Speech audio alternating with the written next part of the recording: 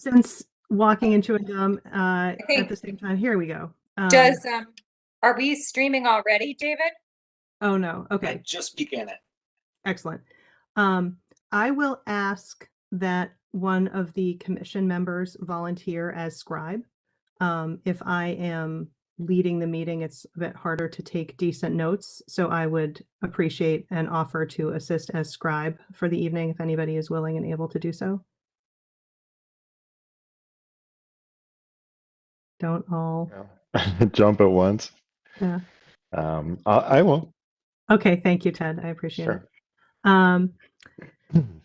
So this is Emily Mooney Scott. I see commissioners present: Ted Newton, Kim Hughes, Jim Fishman, and Emily Grenner Sexton. Ronnie Rodman has resigned effective today. And Sean Daly sends his regrets. He had a conflict. I have not heard from Rick today, so we'll see. But with the 5 of us present, that's enough. So we're good to go. And then we have some guests or other participants tonight. Nathaniel Goldschmidt, Hall High School student. Hello, Nathaniel. Christine Feely, frequent participant. And then I'd like you will see 2 members of town staff, and I'd like to give each of them a moment to introduce themselves briefly during this attendance portion, and then they'll of course have opportunities to speak and contribute further, but just so you recognize the faces on the screen here. So Catherine, can we start with you, because your name will be, I think, more familiar from the discussions we've been having, and then we'll go to Roszena for a moment.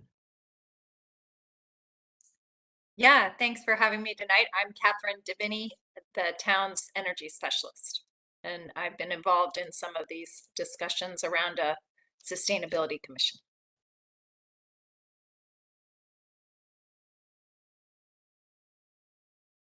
Hi, I'm Roszena Haskins. I'm the Executive Director for Equity Advancement for the West Hartford Public Schools, and also proudly serving the town of West Hartford now. And so thank you for having me. I have been doing, marks about, I think, my 60th day in this role. And I have been doing lots of listen and learn talks and tours throughout the various commissions and departments. And so I'm interested in seeing how my role will intersect with the purpose and the goals and the efforts of this commission, and learning with you and from you. Thank you. Thank you. We're happy to have you and everyone else joining us today. Let's see. So I would like, so you've done the attendance. We like to give members of the public an opportunity to speak out of the gate, so they're not waiting around forever for the opportunity. So members of the public, let's see, I see 2. I'm not sure, David, if there's others in a view that I'm not seeing. Oh, there's another. Hello. So I'll give a moment here for members of the public to just briefly, like in a couple minutes, if possible, introduce a topic or provide comments. And of course, as the discussion carries on, feel free to offer thoughts as well. So if there's anything in particular you'd like to raise out of the gate, please, let us know.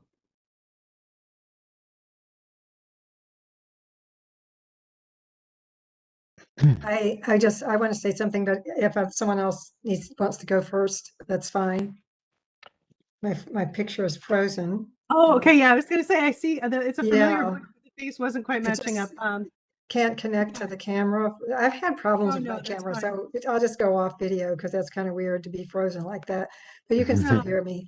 Yes. Anyway, I'm Chris Feely, a resident, and I have spoken to the Conservation and Environment Commission several times. My particular comment this evening is a question really about whether we have heard back from Rick Ledwith about the recommendation that went from the commission in February, or I guess it probably went in March, and as far as we could tell, as far as this was discussed in that one of the joint meetings, seems to have gotten lost in the trade over from Matt Hart to Rick Ledwith, but it is still an active thing. I recently was talking to someone about some of these topics, and she said, well, the town had some hearings, but nothing happened, or no one did anything, or something like that. And I said, well, it's a little more complicated than that, but people do notice, and it is something that they're interested in. So I didn't see anything in the agenda that would speak directly to that. I have not heard anything about that. I think, my perspective is that, we can continue with the pieces of that set of recommendations that we reserved for ourselves, and can continue, discussing opportunities for public engagement and education, et cetera, without waiting for the town to weigh in. That being said, I have not heard anything from the town on that. I don't know, Catherine, if you have.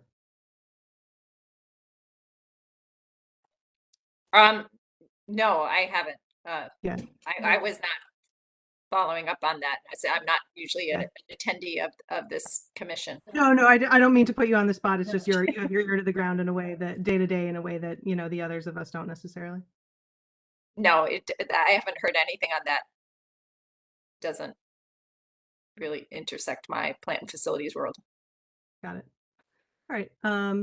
So we'll as we discuss our path forward, we can circle back to that topic and think about ways we can advance that topic if we want. Oh, and just for those context for those joining us, this is a set of recommendations regarding the use of lawn equipment that's like electric powered versus diesel powered, and recommending that the council adopt a resolution in that regard, but then reserving for ourselves as the Conservation Commission a role to engage in education around electric lawn equipment, et cetera. So that's what I mean by the, we reserve some action items for ourselves that we can continue. And though that document should be available online, I think with last month's minutes, perhaps. I'll look that up during a lull if I can, but it should be available. Anything else before we dive into the meat of the agenda? Nathaniel. Hi, my name is Nathaniel Goldschmidt. I just want to introduce myself to anyone who might not know me here, and would also like to add that I'm just following up from last meeting, and that I had sent a document to Miss Mooney and wanted to make sure that everyone had received it. Yes, I circulated that among the commission members, like shortly thereafter, right after you sent it. So we should all be good to go on that. So thank you. Kim. I did just want to circle back really quick to Chris's comments. And I'm sorry, I'm like slow to get into this meeting, but are we committing to her to put this? It feels like there's just some like there's a cloud around it and a little uncertainty. Can we commit to putting it back on the agenda for next month so that we can, I guess, talk through once and for all what our next steps are regarding that the gas powered lawn equipment? Sure, I'm happy to put it on the agenda again for next month. Okay, great, thank you. And this is Catherine.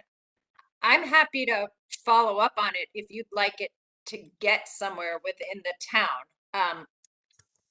When I said I hadn't heard anything about it, I think that probably means nothing's happening with it, Right. because I otherwise I might have heard something about it. But if there's someone you would like me to deliver that to make sure that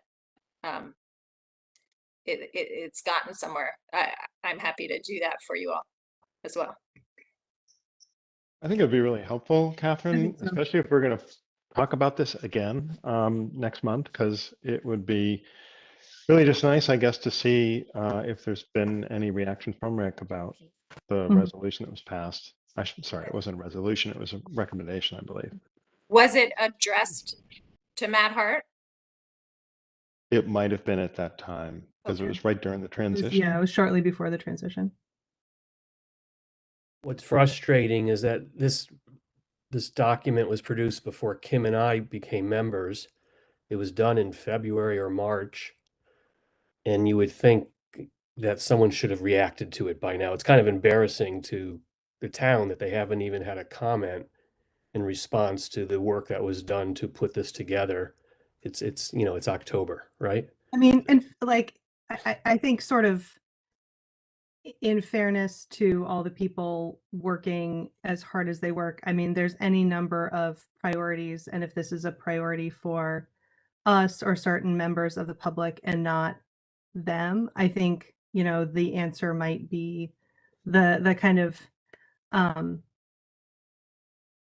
like that document like didn't make a splash, right? So if we want to like do, and I think like that document didn't make a splash, right? So if we want to talk about additional ways that we can continue advancing that topic in the meantime, I think that's fair game, And are we certain that it got into the hands of the right people or person at this point? Are we certain that it got to Matt Hart and then Rick Ledwith?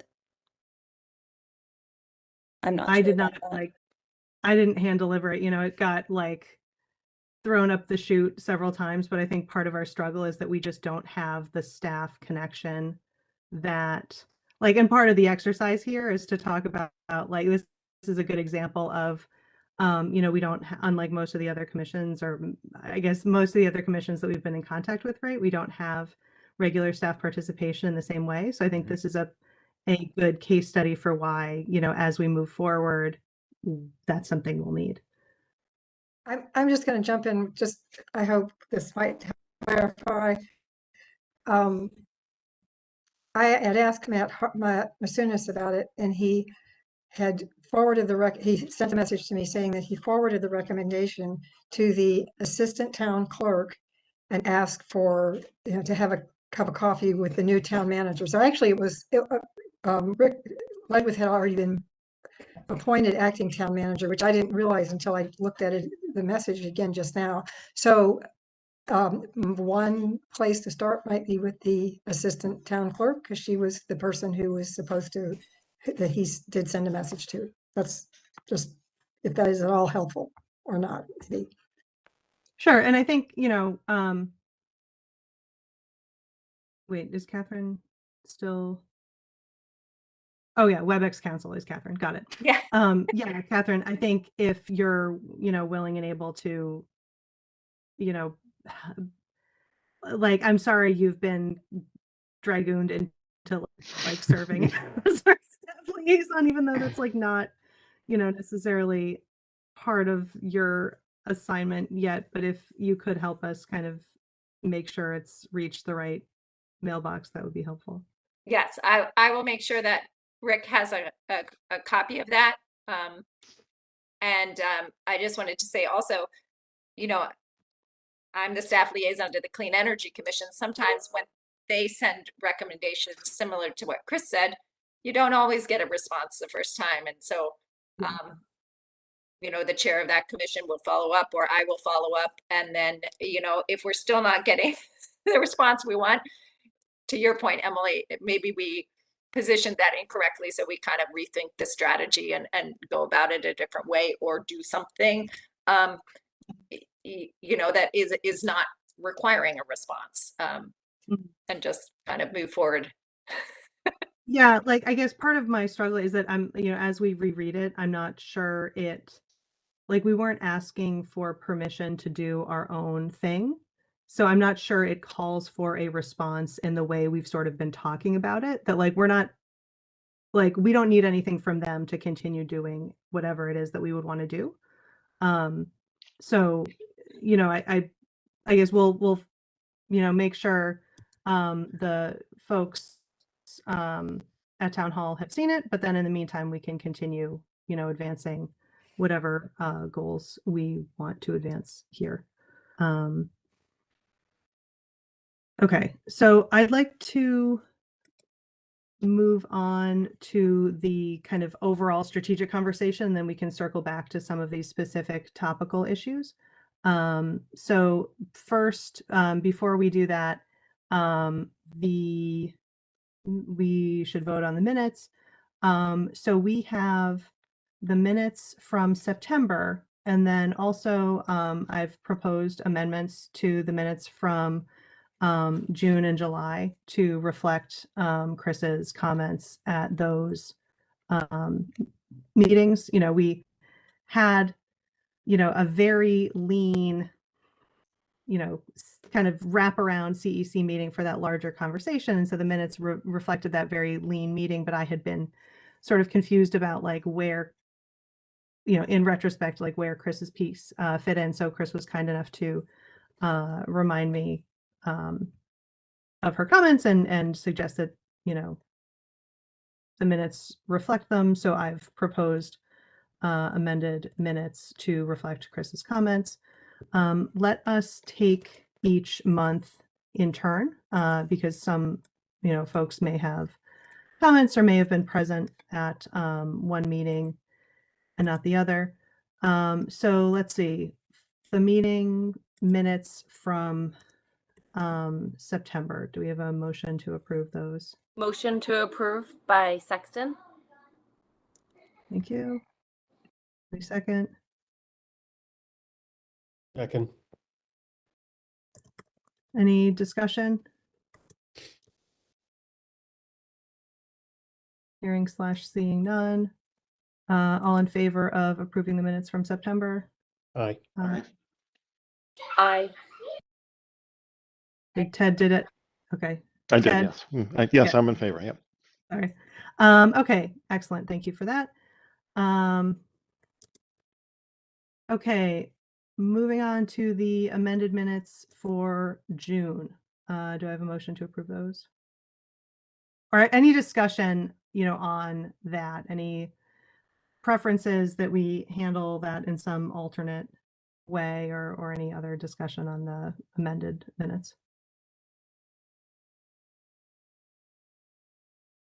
Okay, hearing / seeing none. Do I have a motion to approve the amended minutes for June? I motion to approve. Thank you. Second, Second. Fishman, thank you. All in favor? Aye. Aye. Aye. Aye. Okay. And now July, similar, any discussion of July? Hearing / seeing none. Do I have a motion to approve July? So moved, Sexton. Thank you. Second. Fishman, thank you. All in favor? Aye. Aye. Aye. Aye. Okay, super. Thank you. Thank you for that. Sorry, longer than typical housekeeping there. Okay, so now to our next topic, which is a big and interesting and important topic. So Catherine has joined us to further discuss the opportunities that we as the Conservation and Environment Commission have to join forces or otherwise collaborate with the Clean Energy Commission and or Pedestrian Bike Commission. So I will ask Catherine to kind of update where the other groups are in their deliberations, and then we can kind of discuss some of the questions or thoughts we, the Conservation and Environment Commission had, and then we can, you know, vote on how to you know, the sense of our commission on how to move forward into the future. So I'll turn it to Catherine to kind of briefly describe, you know, how the other commissions have been going about their deliberations. Sure. Before I get started, I just wanted to see if Roszena wanted to say anything up front about kind of what her role in the, I don't know how you've been handling it with some of the other commissions you've been visiting. If you kind of gave people a little overview of what's going on in that area with commissions, with town operations, or whether you just want to sit back and kind of listen to this, and maybe we'll have some questions for you later. I don't know how long you have to be at this meeting. Well, thank you for that. I don't want to take up too much airtime, and really thought to be here as a listener, but I'm always interested in knowing how I can be a part of, you know, community responsibility and social responsibility. So in my role, I think the priorities right now are to continue on to advance the DEI work in terms of professional learning, professional development, and capacity building within our town department staff. They last year hired a consultant who had facilitated a series of professional learning workshops related to diversity, inclusion, and I think the last part of that was racial equity. The next step would be to translate that into strategic plans for each department. And so that's where I'm coming in, listening to some of their points of pride, as well as things that they're wrestling with respect to DEI work. And in particular, so that's my first priority, and I'm getting around to each of the commissions. I've operated with them in a variety of ways. You know, there was one commission that had some very specific questions, and it allowed me to kind of illustrate my journey up until this point, excuse me, and what I care about, and to see how those intersect. I think that there's something I was going to say about this particular commission. Oh, right now, one thing that I'm working on right now, I'm excited about and I'm interested, and I'm glad that I was asked, is to really think about how we might diversify our boards and our commissions. And so I have been asked to kind of do some research, offer some suggested language, processes, messaging. And so that's something that I'm doing right now. I'm working with the town clerk as well as corporate counsel, because we have some vacancies that are coming up, but doing a lot of research across different municipalities to see, you know, what is best practice to diversify backgrounds and perspectives and experiences across our many stakeholders and residents in town. Finally, I am also in the process of completing a search for a full-time equity coordinator that will report to me, and I report to the town manager. And so we are in the final stage of that screening, selection, recruitment, and selection process. So I'm here to really listen in and learn more about what you all do. And I don't want to just occupy, you know, virtual space. I'm happy to tag team with Catherine and getting some messages, some asks, or if there's information. I think it's always respectful when information is sent out to various groups or parties, that there be some kind of acknowledgement or some kind of response, or even a question, clarifying question. I think that the work that you all are doing and the way that you're serving the community and the public is just so important. So I want to make sure that you all are heard and that you get some responses or questions that come back from some of the recommendations that you were making. So I'm happy to be guided to whatever documents or meeting minutes beyond the February meeting that will help me to convey that message. No, thank you. That's super helpful context, and I can certainly send you some of the documents we're referencing to bring you up to speed. I guess as we embark on this next phase of the conversation we've been having about our future, I guess, and without putting you on the spot, because I know you've been in kind of your listening tour, and so maybe we can ask you to, come back once you've gotten a little further in your work on like diversifying the various boards and commissions. But that's something that came up at the meeting last month, is that if you like look at us and compare us to like a randomly selected 9 members of like the public school population, right? It would be like, it's just, we're not like the full cross section, right? And so the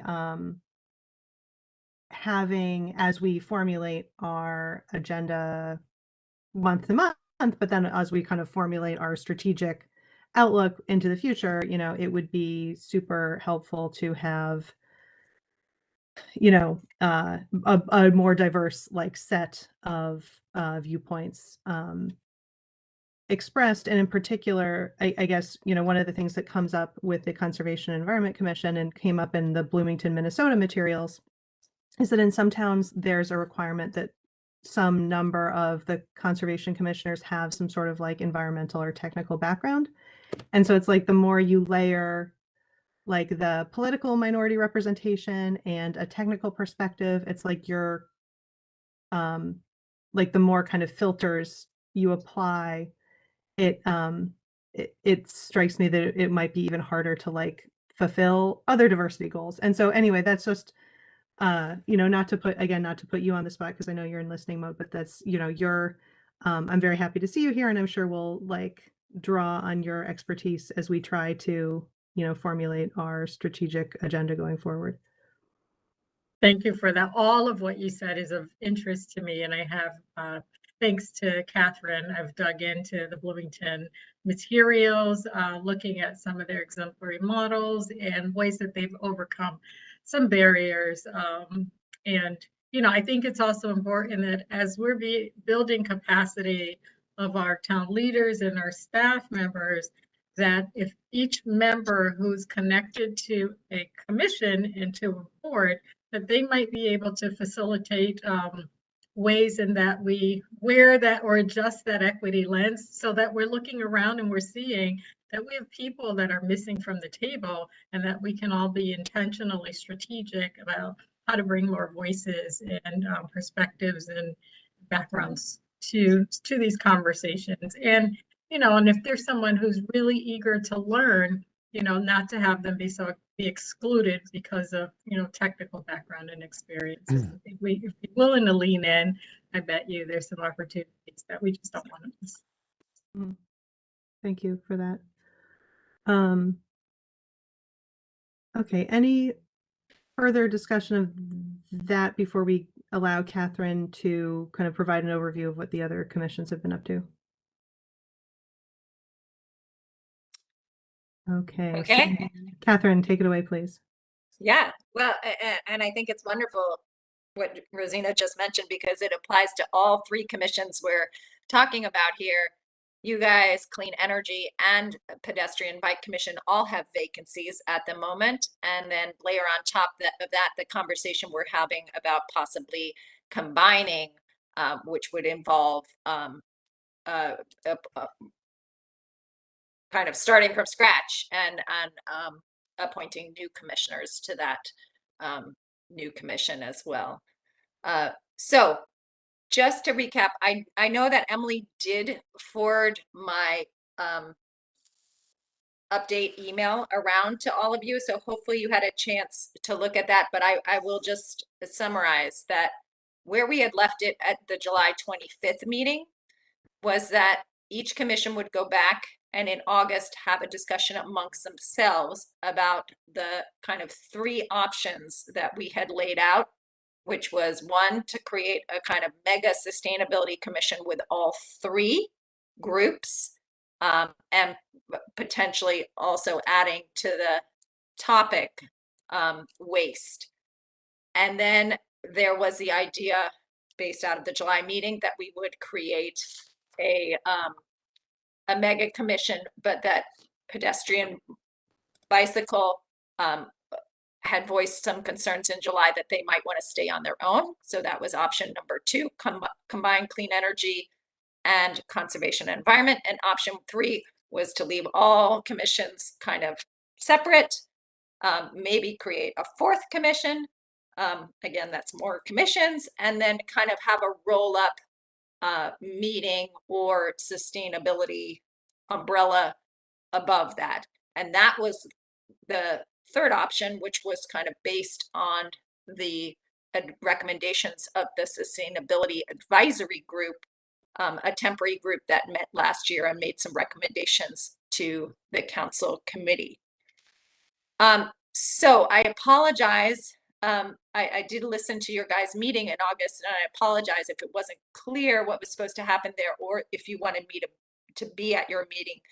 The intent was to give you guys some space to talk about amongst yourselves, but I would have been happy to attend that meeting as well. Clean Energy Commission did,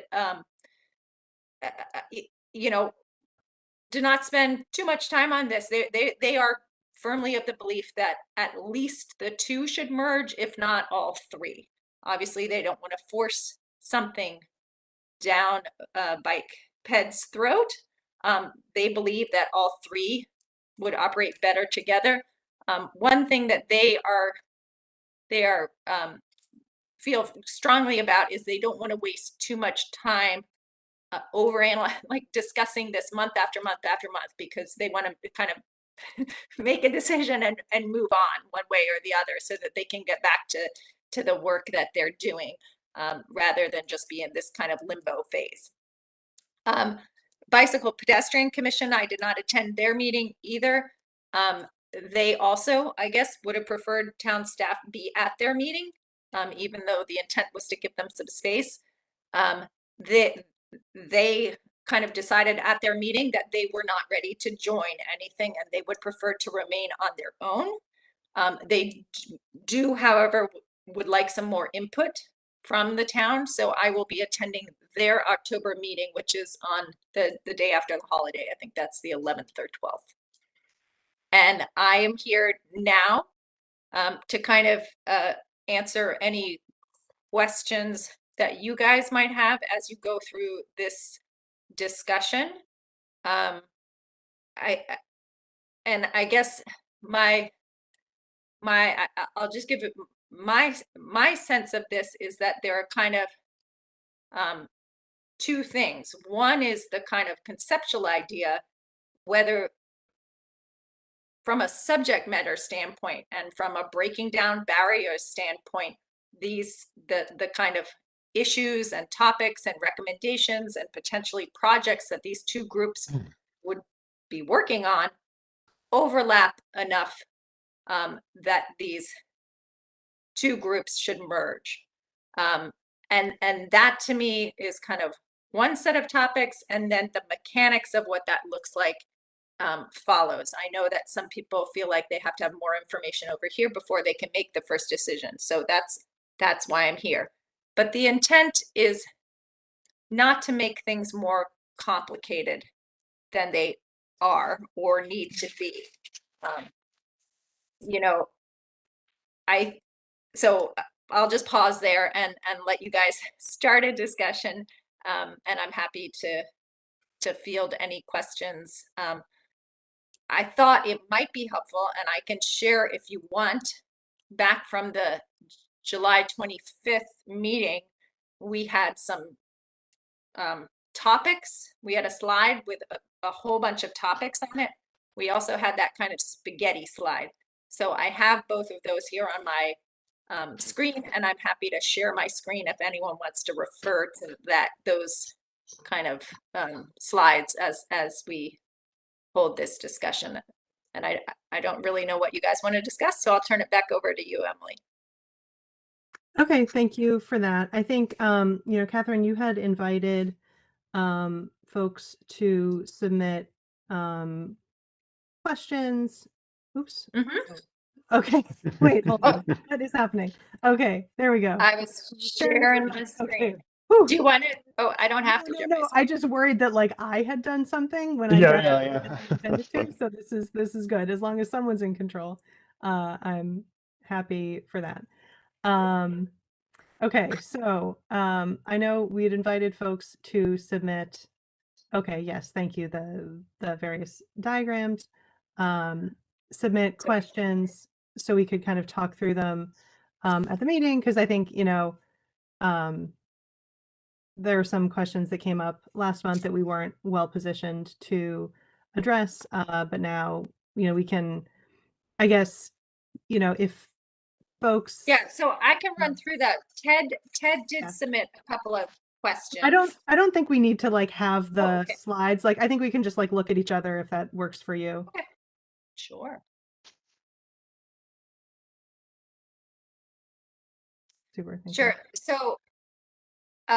So Ted submitted some questions about committees and things, and I can answer those specifically, but Mhm. high level, if these two commissions were to form, there can be committees and work groups, but there don't have to be. That is really up to you guys. The way that Cynthia Latour, our assistant corporation counsel, has explained it, and again, I'm not an expert on all the rules of the commission and the procedures, so I'll do my best. I've had conversations with the town clerk and the corporation counsel, but her job would be to write a ordinance that was broad enough and covered kind of the subject matter and had some details about how many members were on the commission.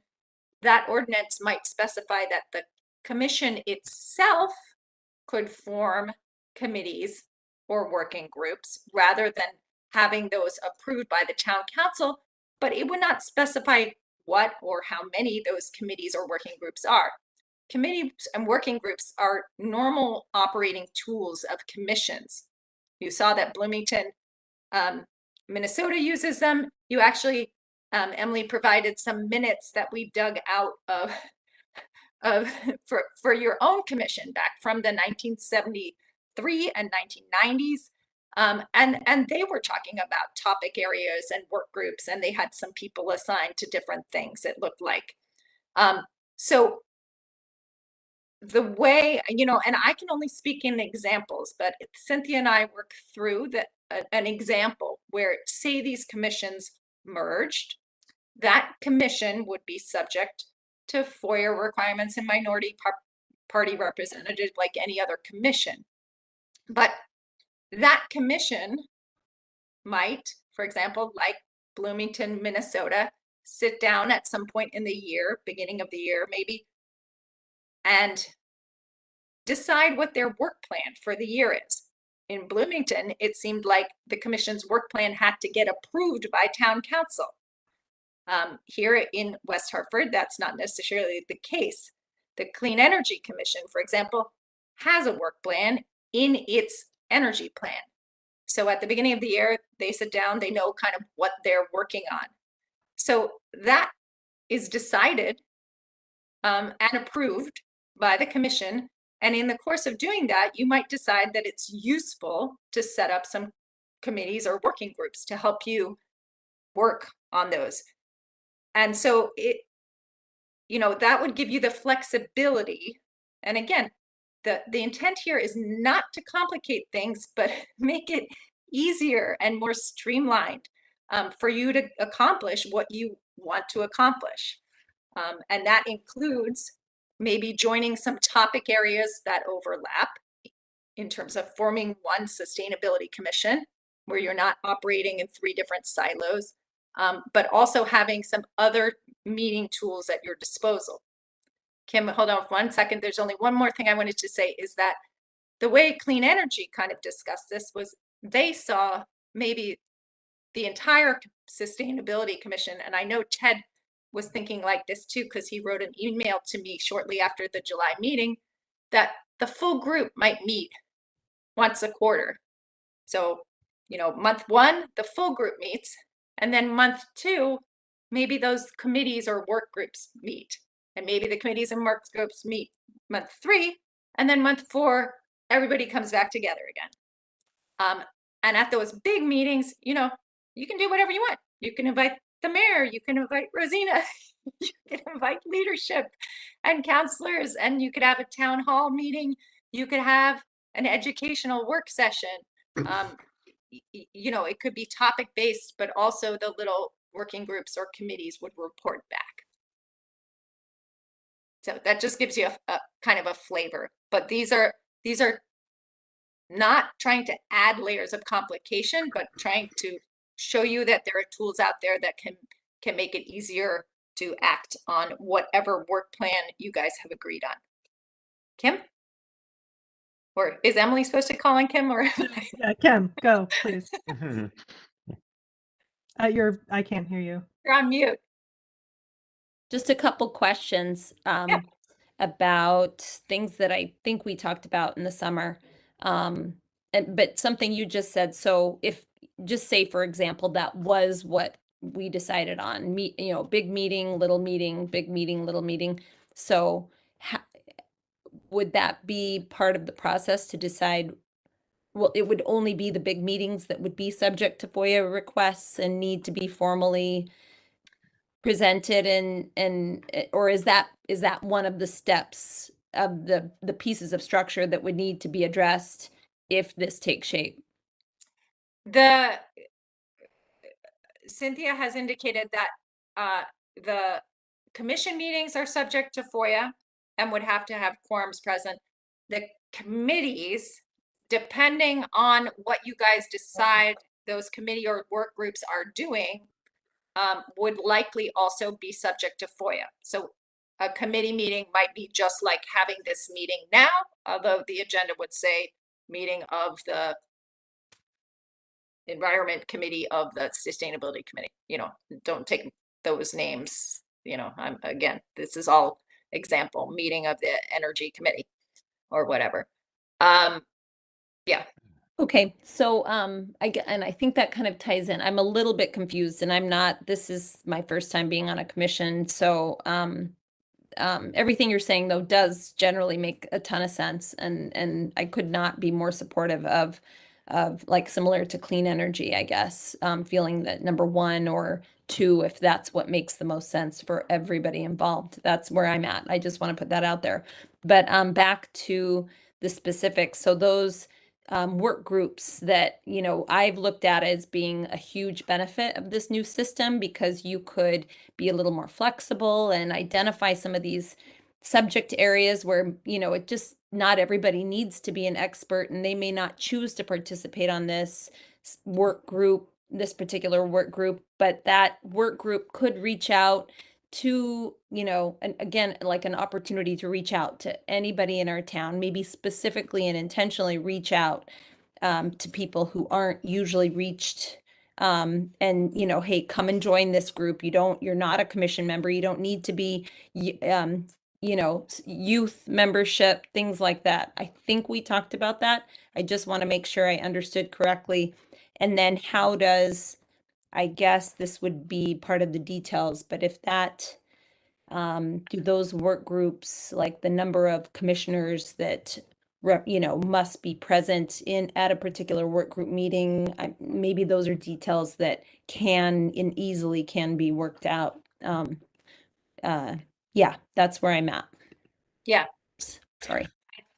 Yeah, just to piggyback on that, I thought the Bloomington document was quite impressive, and I think it's kind of leaning to what Kim and Ted have endorsed, either number 1 or 2, because it has a large sustainability commission, and looks like Bloomington has 7 initiatives. I'm not saying they're the right ones or the wrong ones, but you'd have work groups or initiatives under it.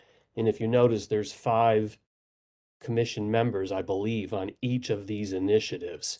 And it could be anything we think is important. So it's a pretty impressive document for scope, responsibility, who's on the commission, what their job is, timeframes to accomplish things.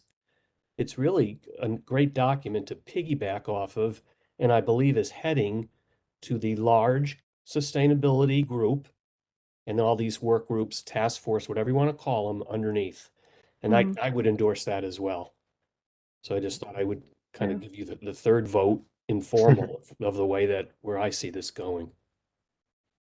So, Emily, if I may add Please. a comment or two. So it was funny when I was listening to our earlier discussion, maybe 15, 20 minutes ago, about the gas-powered lawn equipment. You know, I can't remember if Chris was the first person bringing that to our attention, but there have been a number of folks that have. And when you think about it, if you had to ask, well, would this topic be under the purview of the Conservation and Environment Commission, or whether it would be under the Clean Energy Commission? And you might initially think, well, it's probably under the Clean Energy Commission, right? Because electric power is cleaner, right, than gas powered. Or you could say, no, it's really an environmental issue. You know, there's emissions, there's noise, there's all sorts of environmental impacts. And it's like, well, wait a second, it really touches upon both commissions.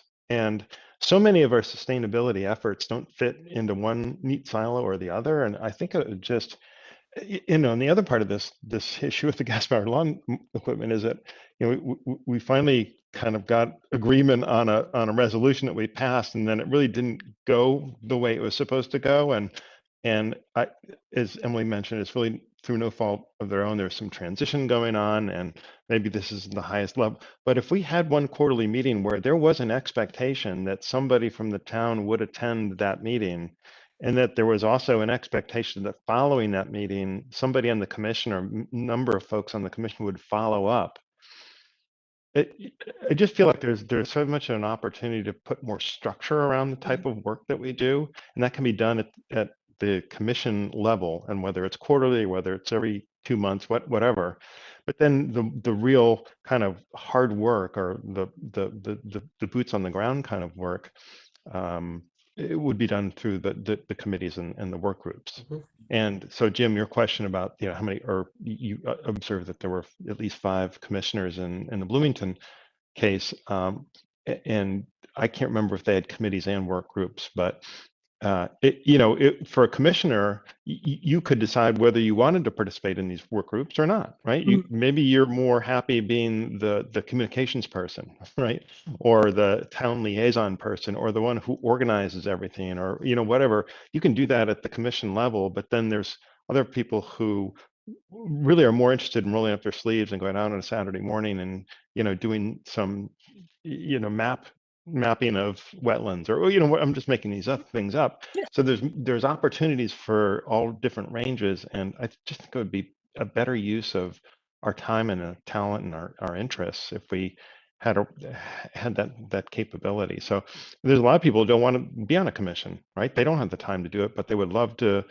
Yeah, you know, if Kim, you wanted to organize a pollinator garden, you know, effort on a Saturday morning, and we publicize that, and then we could get people involved who otherwise wouldn't know about it. So it just seems like there's more opportunity, more dynamicism. I don't know if that's a real word or not. But at the same time, to be able to put a little more structure around what we do, and because honestly, we don't have any expectations of ourselves, and I think that's part of the problem. Like the CEC has their annual work plan, and that's wonderful. I wish we had something kind of the same. We've been, you know, maybe floundering a bit because we didn't have that. So having that at the higher level, I think, would be tremendously helpful. I loved that Bloomington like work plan. I think that's a really great model, because it would allow us to, you know, capture the issues that we have on our plate, but then also like triage and track them. So I loved that work plan model, and I think we're kind of, it's like the right time of year to be like thinking about that, right? Because, you know, we're now in, God help us, Q4, right? So it'll be the you know, now is the time to start thinking about, you know, what do we want to do in 23.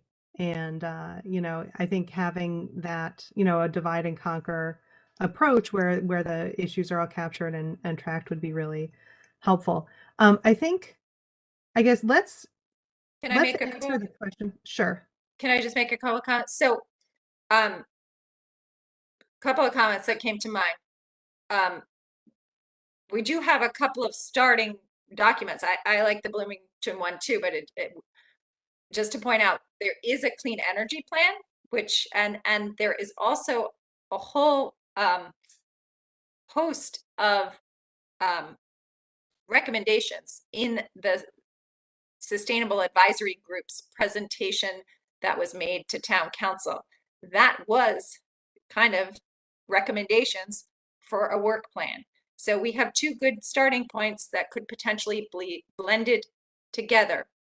I will note that when I talked to the Bloomington, Minnesota, and they have a sustainability coordinator, okay, who operates at a higher level.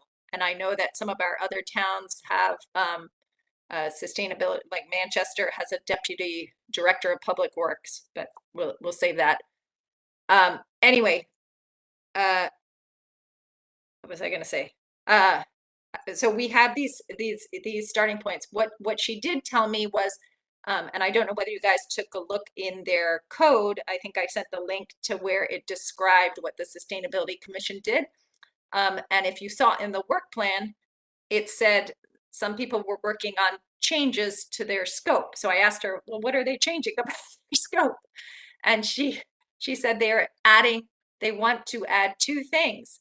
And it was a gap, and it makes total sense to me, because I would think that these would definitely be on our Sustainability Commission. So I know it's hot on my radar. You know, they want to add climate change to their scope of work and environmental justice. Those are the two gaps that they see in their charter right now.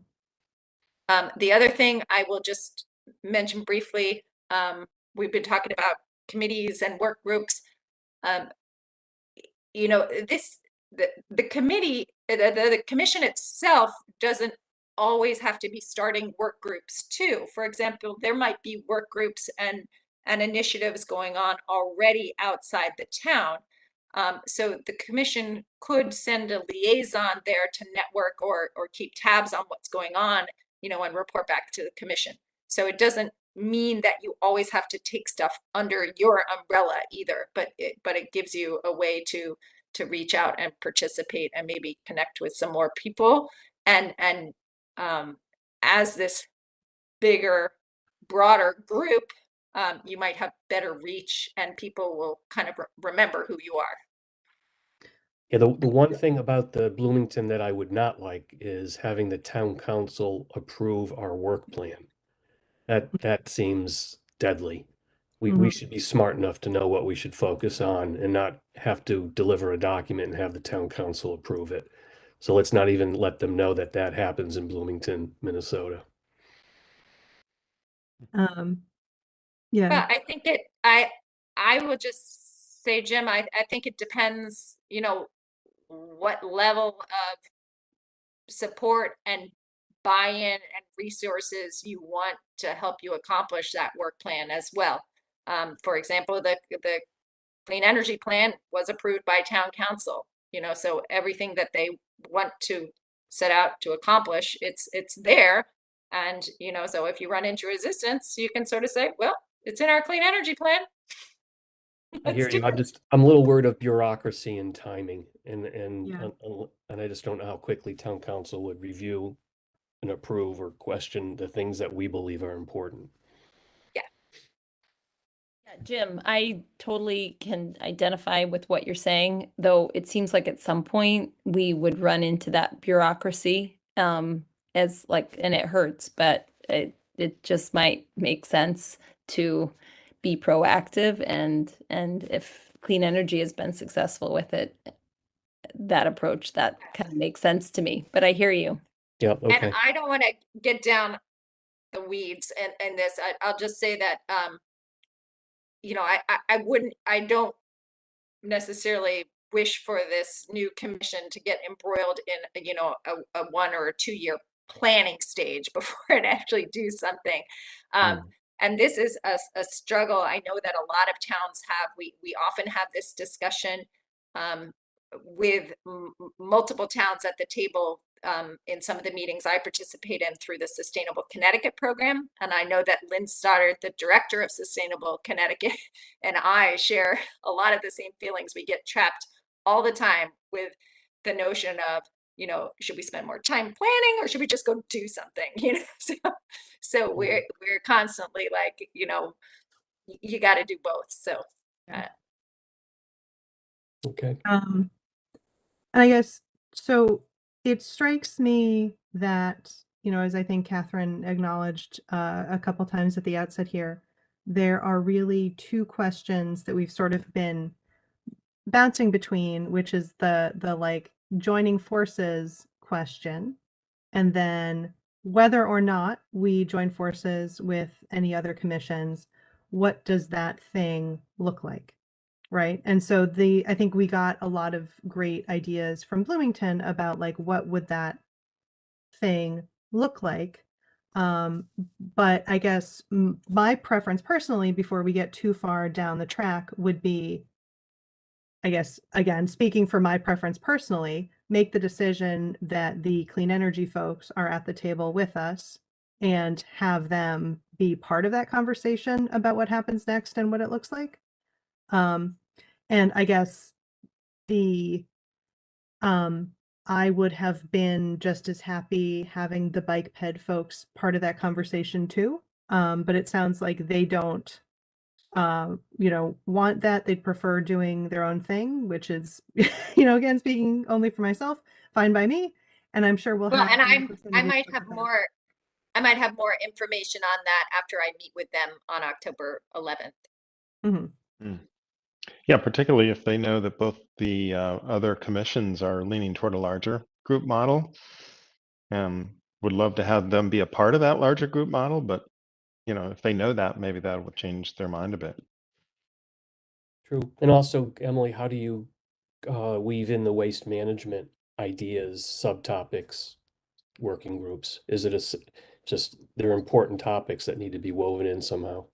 Yeah, I think that would be, again, speaking only for my preference, that would be a committee or task force or whatever that word is, of equal stature with clean energy. And there would, so I can envision, and actually this circles back to another topic that I haven't mentioned yet.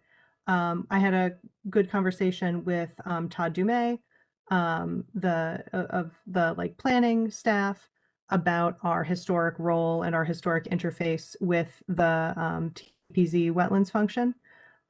So Todd and I talked about this meeting right now conflicts with the typical TPZ meeting slot because we had to, bump our meeting a week back for the holiday.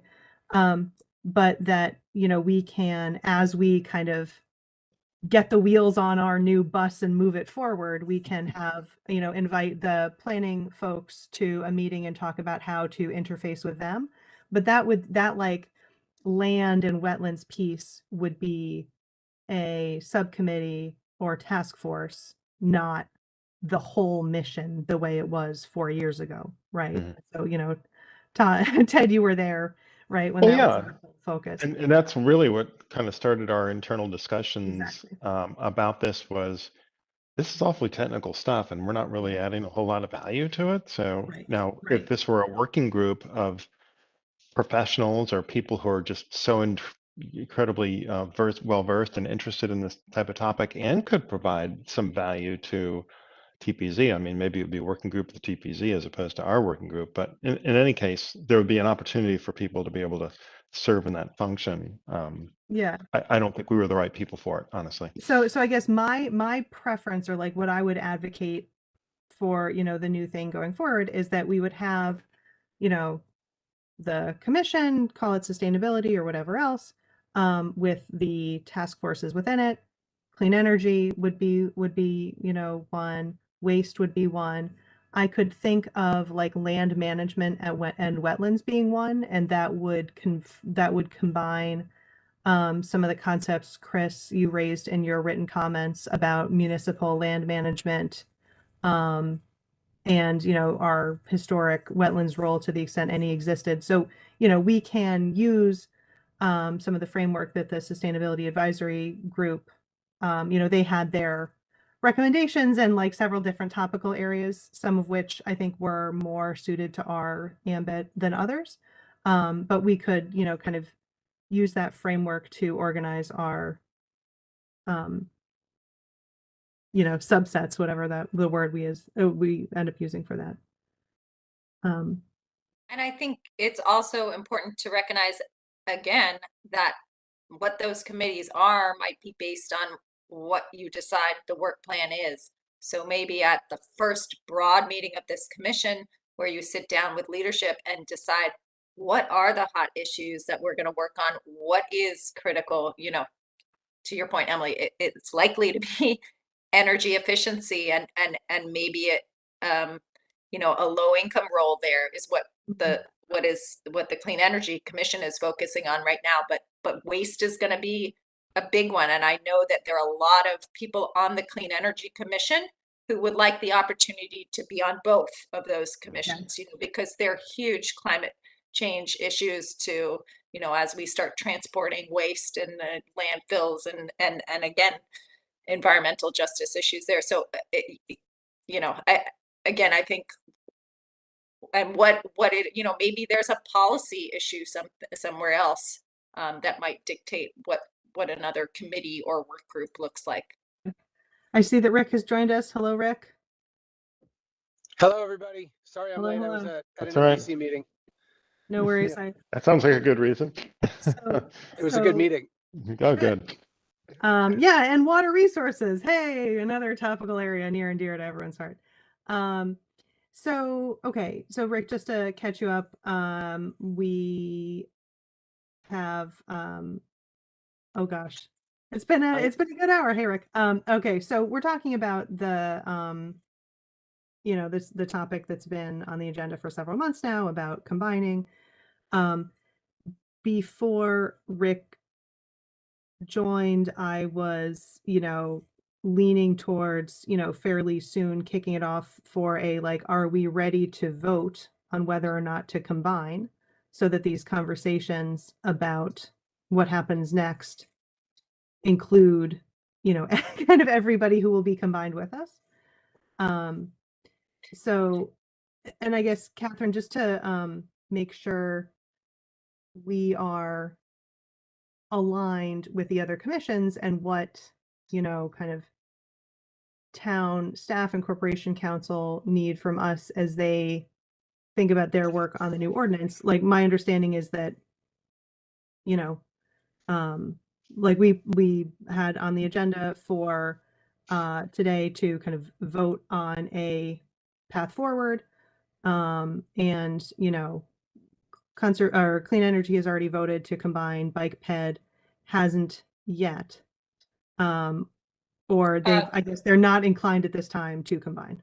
Yeah, they voted at their last meeting not to combine. Not to combine. Clean Energy voted either to combine with you and or with Bike Ped if they so choose, but they weren't interested in, you know, having a fight, and Right. they were interested in getting that decision out of the way quickly so that whatever was going to happen could proceed and they could get back to their work and not suck up additional meeting time with this, was kind of their take. I'm coming around to that perspective, to that point of view, and so I guess I mean, after 3.5 years of having this conversation, you're ready to move on. Maybe even more than that. So I guess my personal view on this, and I'd be interested in thoughts from everyone else, is I don't feel like I have any say over what Bike Ped does.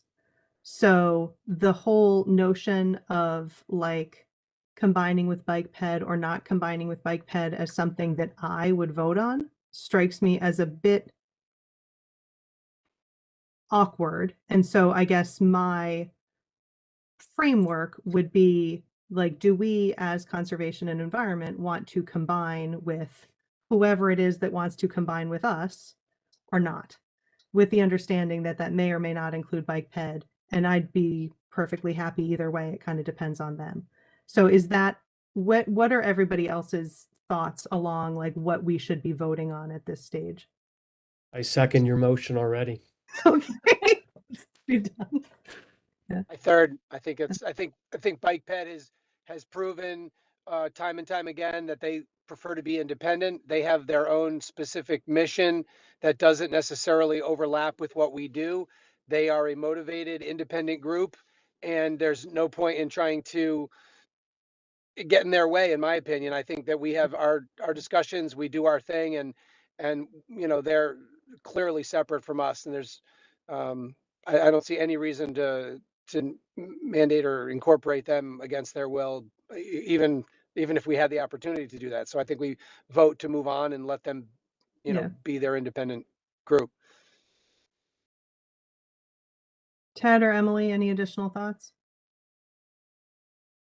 I don't disagree. I would hope that, you know, in a year or two's worth of time, the larger group of sustainability proponents and commissioners would be operating like a well-oiled machine and would be accomplishing a lot of things. And Bike Ped would look at us and say, you know, when can when can we join? Because we want to be a part of, and they probably would be a part of our quarterly meetings anyway as invited guests and Yeah, so I think forth. so. But they may benefit from the kind of the governance process that we would establish around meeting and expectations and being part of the work plan and all of that. So, I, yeah, you're right on, totally right. We can't like vote on what they're going to do. Yeah, and I We guess can only vote on what we're going to do. yeah, you make an excellent point that, like, you know, presumably they would be invited to periodic meetings and we would want to maintain a line of communication. And, you know, if whatever, you know, whatever good system we set up working now, you know, nothing's forever. And if folks decide, you know, a few years down the line that it ought to be configured a little differently, well, then that's fine too. And whoever it is, we'll deal with it then. And if they want to join us later, that's just fine. Or not, because they've been doing great work on their own all this time. Assuming we move forward with this combination, how long does it take realistically to form this new commission, decide how many commissioners are on it? Do we just combine everyone who's already there, or is there now 10 people, 15 people? How long does it take to actually put this together and have it effective, and then to be able to meet to decide what are the topics where this commission wants to focus on and get subgroups going? You can sense Yeah, you're getting a sick of little this impa- conversation. Yeah, huh? I just think we need to get going. And how Yeah, long so- how long does it take to get going once we agree?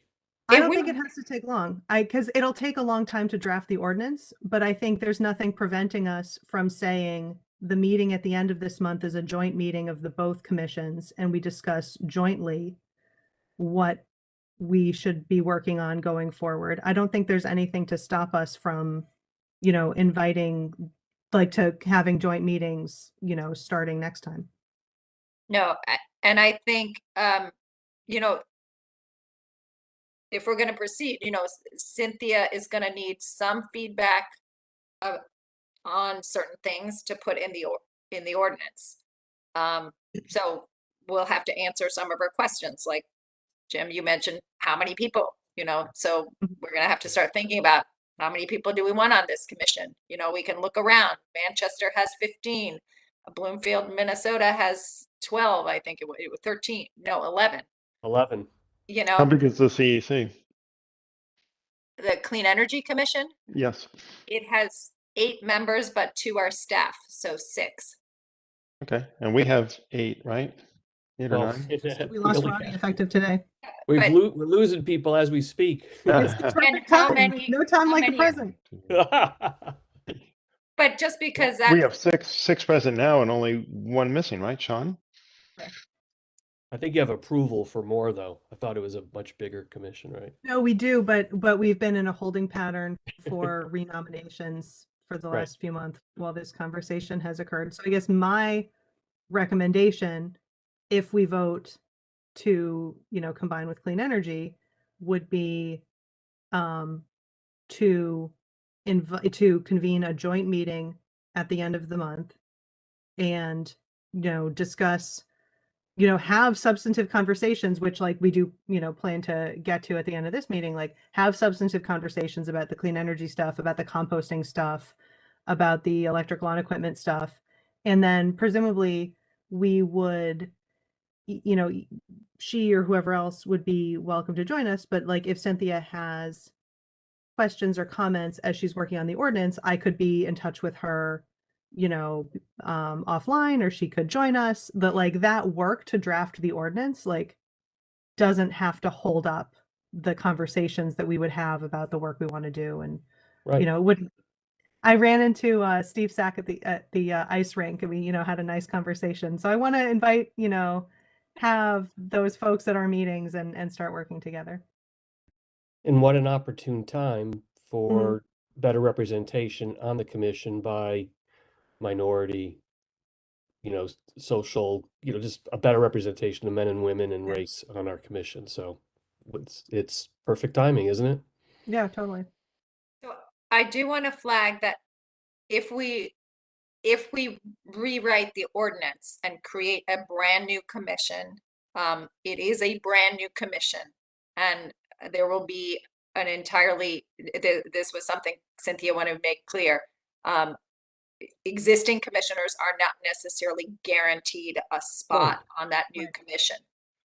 And this is also the time, coming back to an earlier point, where we decide, you guys decide, and the town, you know, can have a voice in this process too, and the council and the mayor, you know, because it's a public process. This also, Jim, plays into the timeline, because whatever ordinance is written, there will be a public hearing part of that before it gets approved. This is the time to think about, will there be any requirements on this commission, you know, in terms of how we did the Sustainability Advisory Group was expertise or interest in the subject, kind of passion for the subject. So you don't necessarily have to have technical expertise, but you have to have an interest in the subject. And again, working with Roszena and the town clerk's office, it sounds like they've already done some work on this front. We could craft an announcement and you know, a solicitation of information from prospective candidates to kind of tease that out of people. Perfect. Absolutely. And I guess, you know, it'll take some time to do the ordinance, and I understand that it'll be a brand new commission, but I also want to stress that, like, until they turn the lights off on this, we can keep doing this hand in hand with the clean energy folks. And then, like, whichever ones of us, you know, come through on the other side as members of the new committee, that's great. But, like, in the meantime, until they turn the lights off on this, we should keep marching on our path.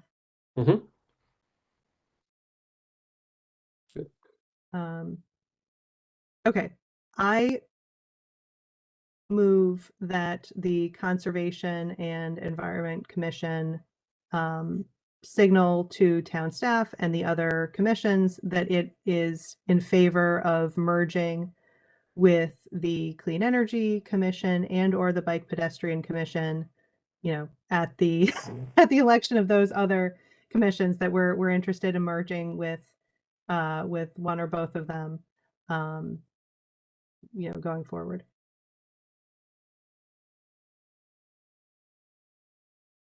Say that we would have to add- signal to the town staff that?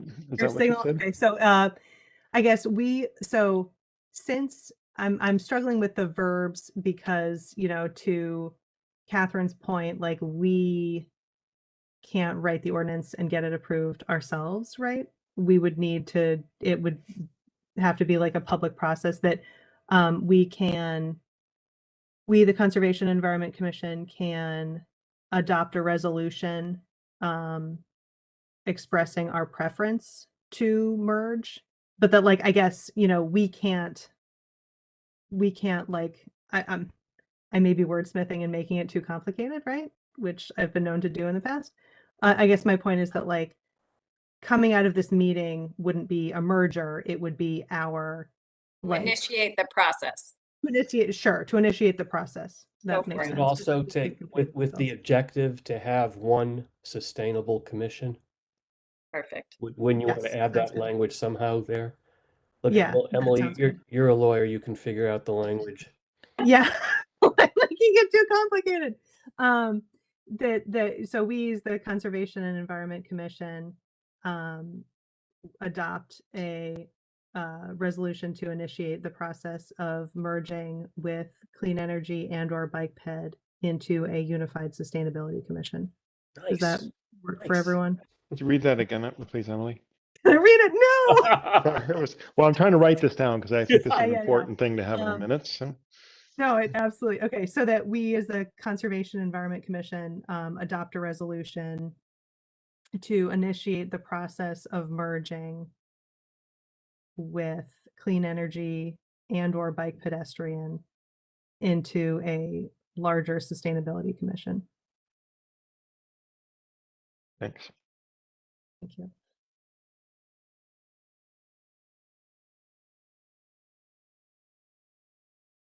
All right, anyone?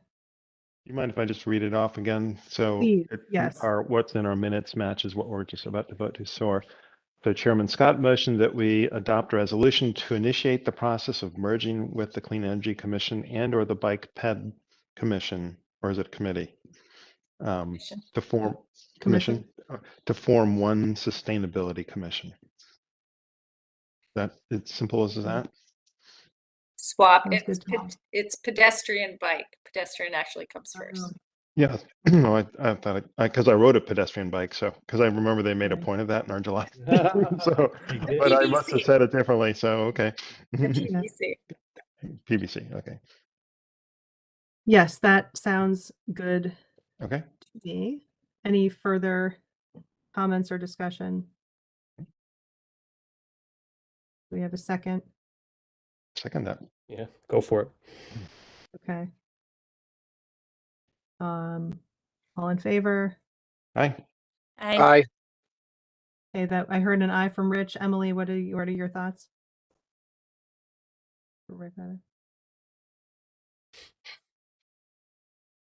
Emily Sexton, can you hear us?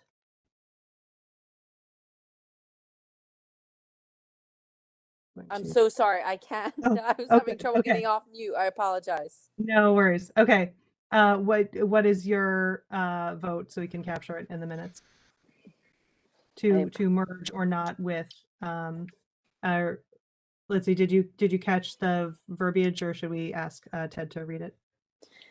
Sorry, it's cutting in and out for a second. No, I am in agreement with that.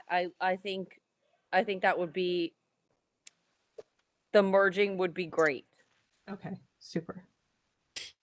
Okay, so that was 6 in favor and no abstentions and no opposed. So that's that. And then so we can now devote some airtime to our glorious future and not this specific question anymore. Okay, shall we? Can I just say one last thing? Since I know Nathaniel's on this call, we will have a discussion at some point, I'm sure, about how to incorporate youth perspective in this broader sustainability commission. Yes. I know there are some constraints, legal constraints about who can be members of commissions. But I know it's an issue that a lot of the commissioners, and I know a lot of leadership as well is interested in that. Mm-hmm. Thank you for that. Okay. Anything further before we move from this topic? Okay, hearing and seeing none. Chris, are you with us? I am with you. I'm still here. Marvelous. And I got my video back, so. Oh, anyway. there you are. There you Yeah. are. Thank you. So I circulated the written comments that Chris was kind enough to put together. And, you know, again, I read them and we've circulated them. I don't know, Chris, if you wanted to make any remarks now to set the stage or open a discussion, or if we should just kind of proceed. I'll give you a brief overview. It's in some ways a pretty simple project. It's in my mind, it is connected to the topic of the switching from gas or fossil fuel powered lawn care equipment to electric. And one of the reasons for that is that in the energy plan, for example, one of the ways to achieve, one of the important components of achieving 100% clean and renewable energy is to reduce the amount of energy that we use. Mhm. So whether it's gas or fossil fuel type energy or electric, this proposal to take grassy areas out of the mowing cycle, and if I don't know if the town does herbicides and pesticides, I hope they do not, but I do not know. All of that, it would take those things primarily out of the mowing and trimming and whatever else is currently done for landscape maintenance. So it is an energy conservation in that respect, and and of course it's much more environmentally appropriate because the plants that we're talking about putting in there, native grasses and meadow plants and trees and that sort of thing, have much greater capacity to pull carbon out of the air.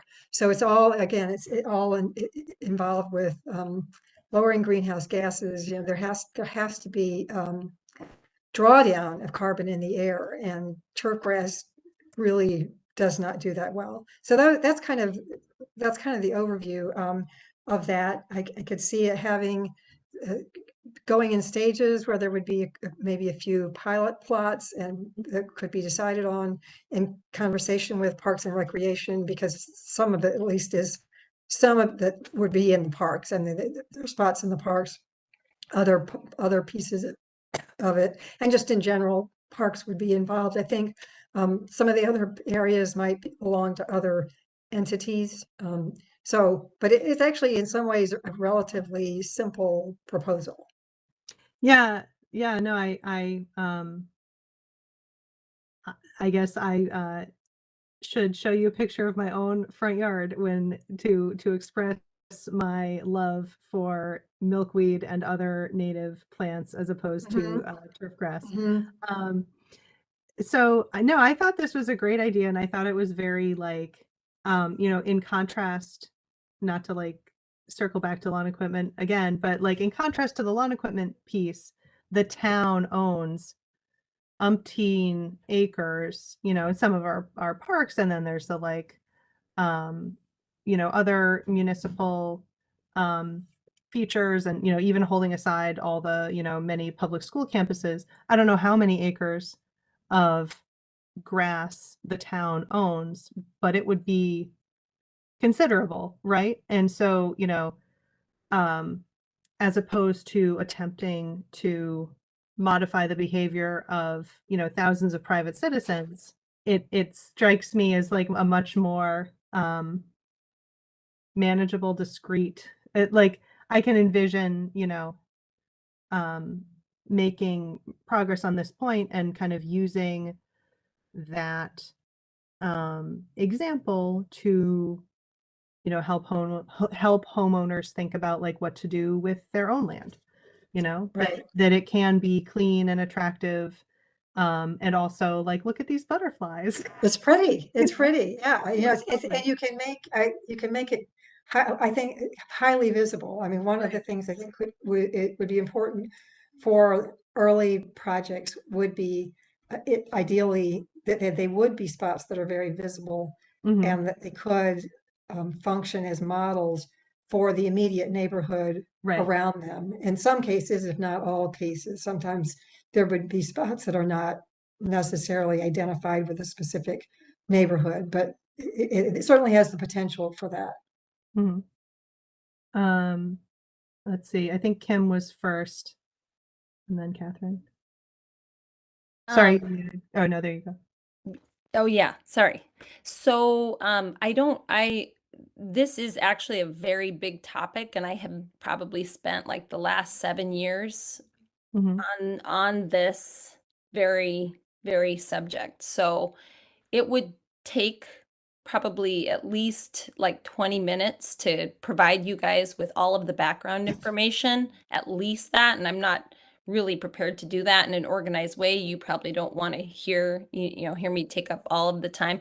But a group that I'm a part of, started working with the town, Public Works, and we first talked about decreasing chemical pesticide and fertilizer use. So, Chris, to answer your question, yes, absolutely.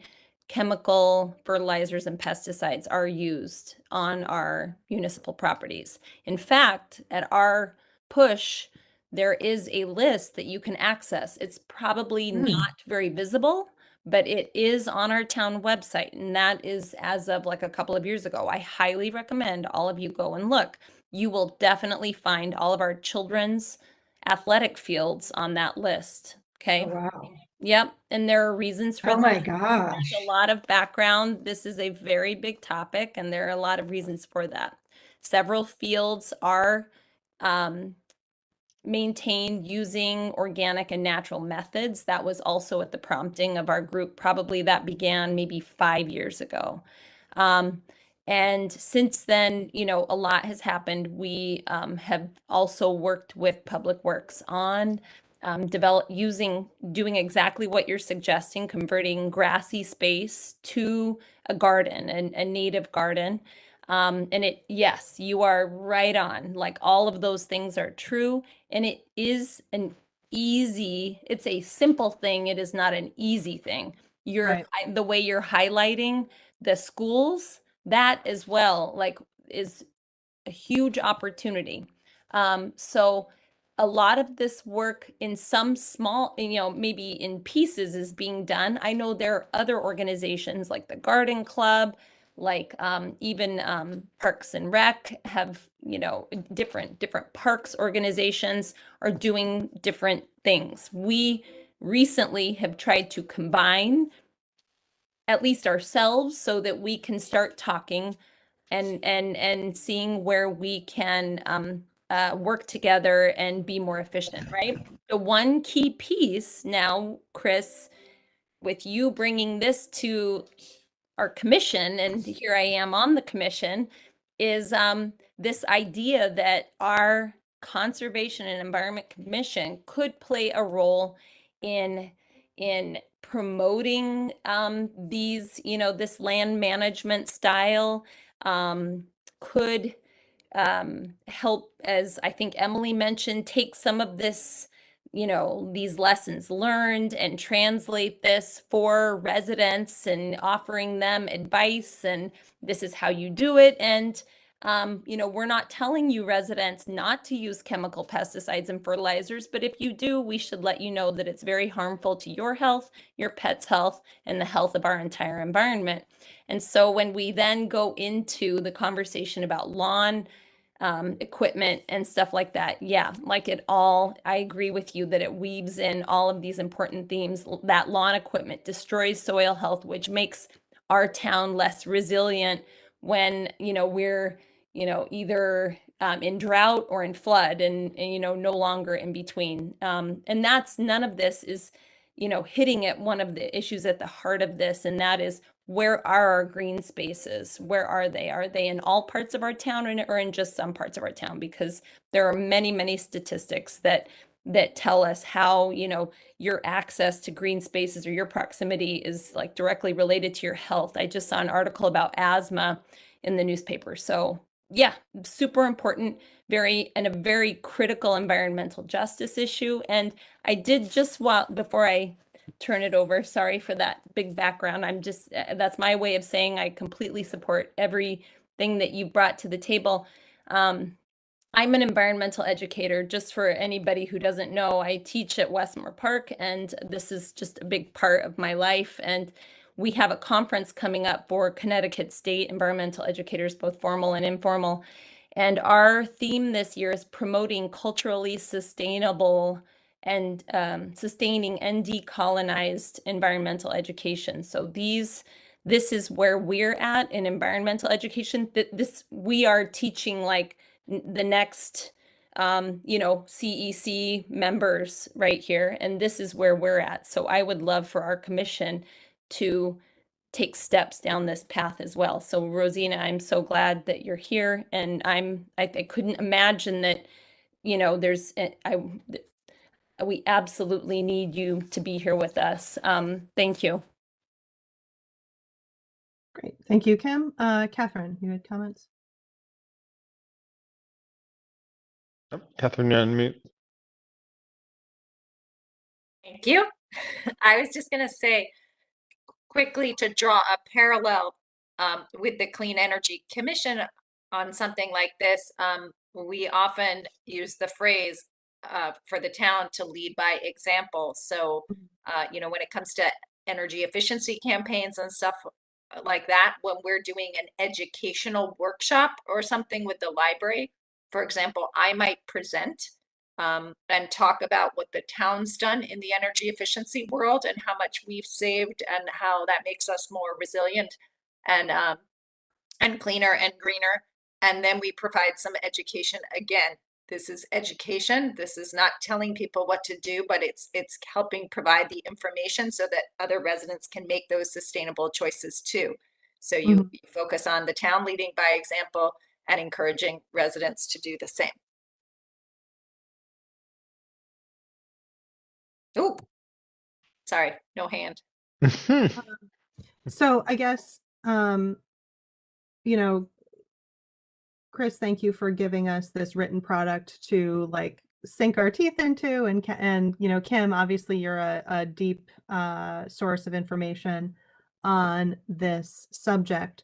You know, so I guess, you know, circling back to our last conversation, I think like, you know, kind of what happens next? Like, what action do we take right now to advance this topic or not?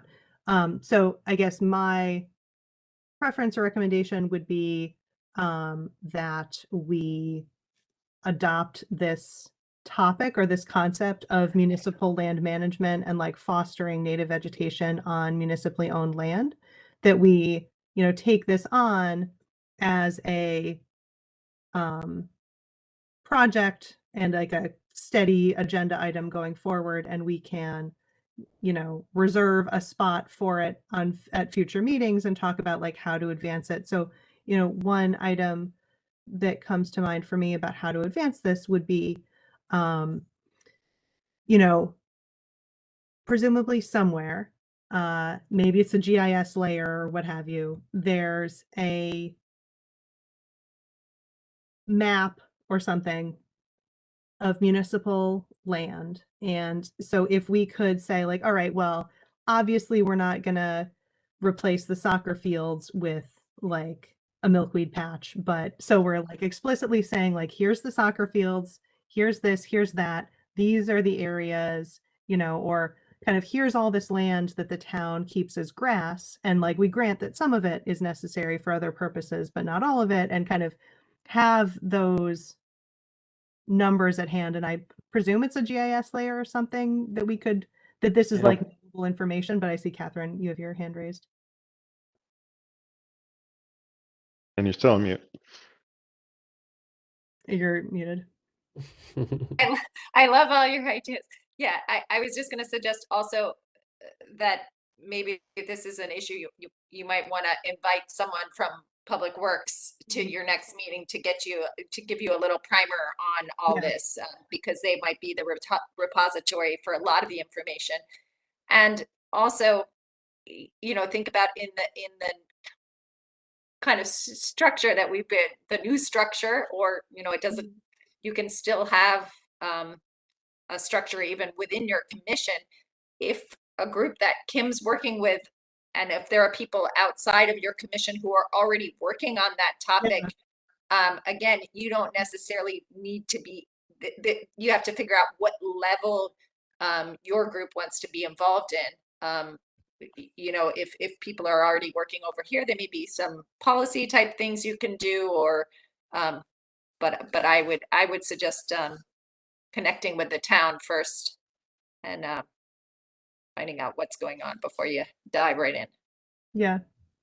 So so here's where I think that the larger commission structure would work really well, because it sounds like we already have a working group that's involved, and maybe other people would want to be a part of that working group. If should it be publicized, people that might be commissioners right now, people who are working with some of the other commissions in a non-commissioner capacity might be personally interested in this and wouldn't know about it.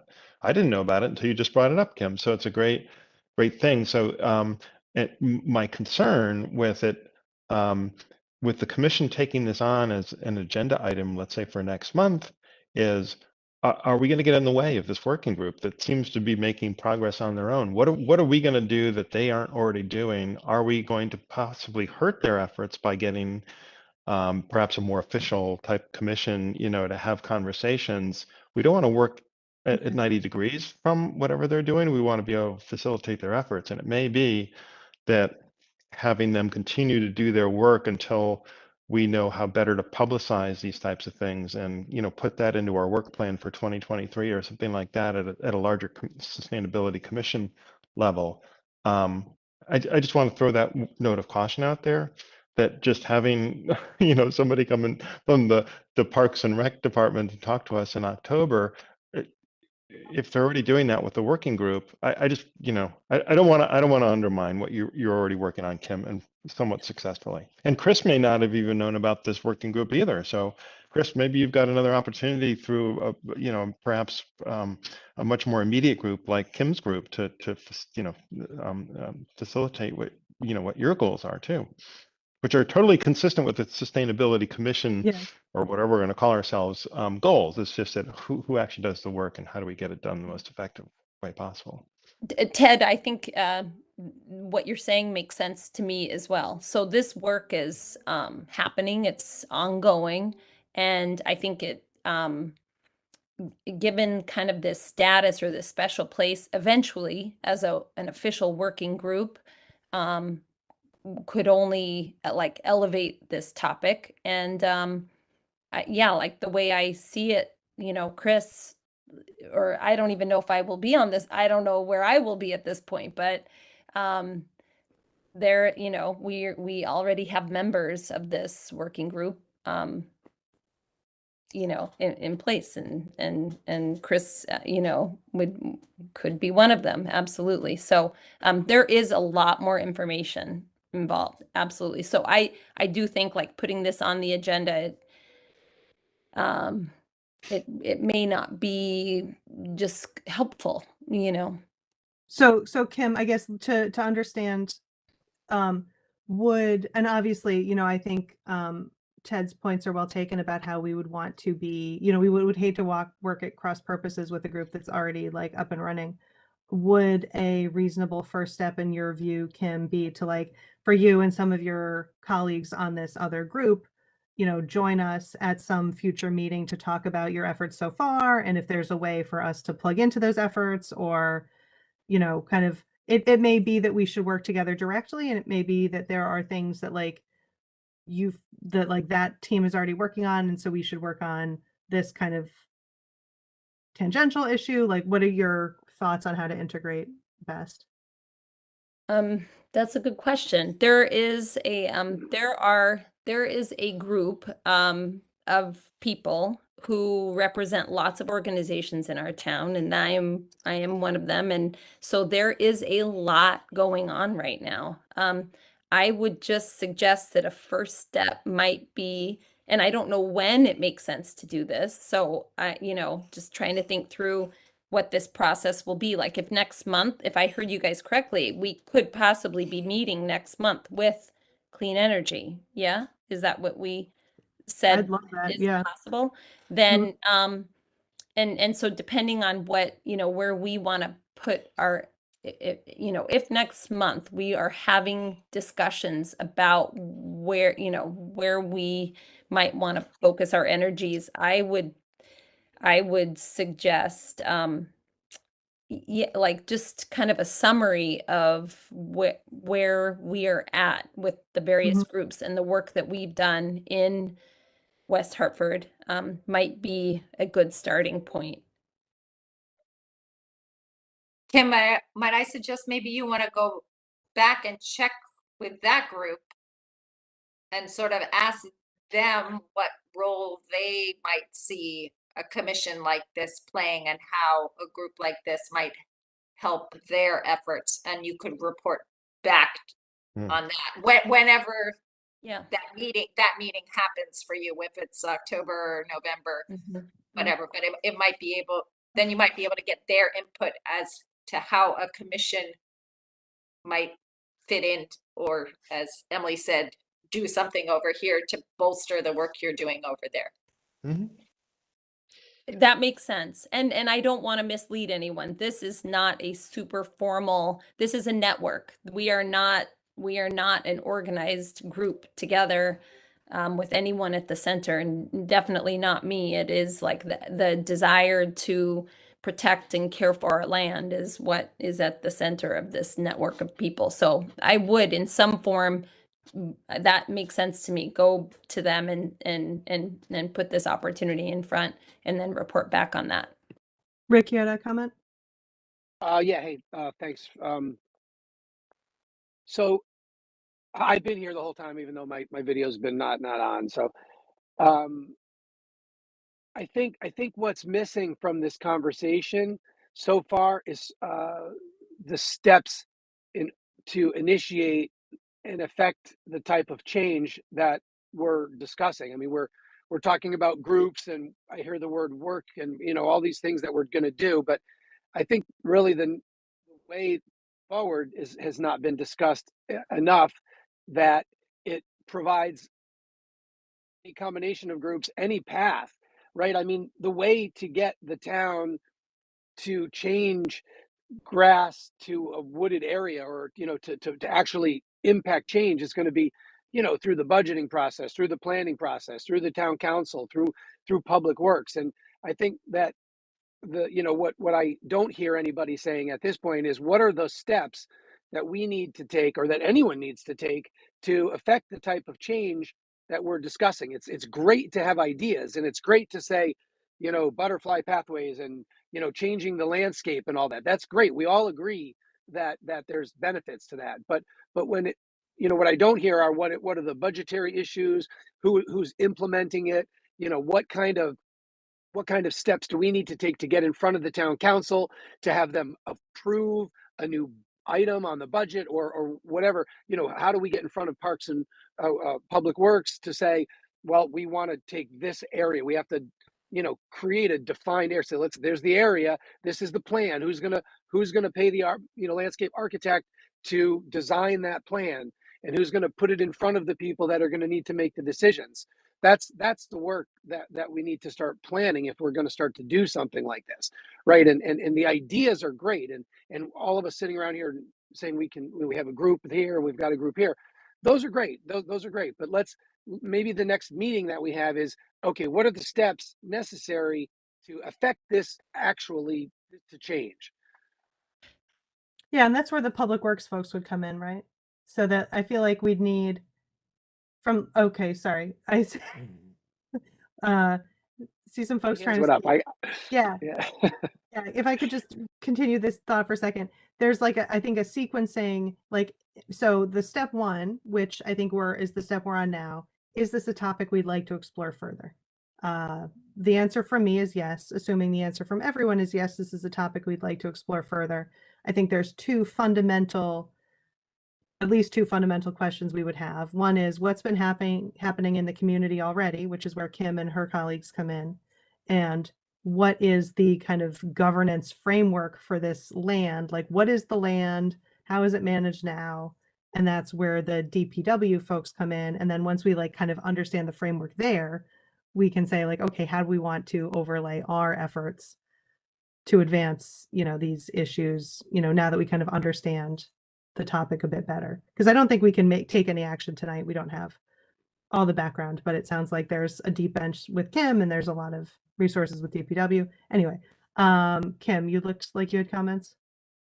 No, I'm sorry. I just wanted to make sure before we get really complicate things too much. I mean, certainly the process that Rick laid out, that is going to be necessary in some situations, but we have done this work that Chris describes, and it's on a small scale, yes, but we've done this by dividing perennial. If you want to hear the details, we've divided perennials from a school garden, and found volunteers, got Public Works to say, yep, you can take that 10 by 10 space and do what you want with, put native plants in there.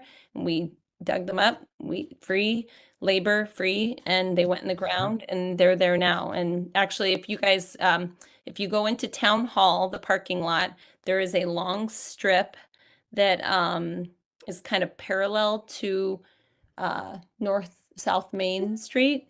And it's like the only spot of color in the entire Town Hall landscape. And that was done by volunteers, completely free of charge. And it was a very simple, fast process. But I know that a more complicated process may be necessary. Just wanted to put out there that there are lots of options, and I just wasn't even intending to I wasn't there yet, just in the information that I was hoping to, provide background, that is. Thank you. Catherine.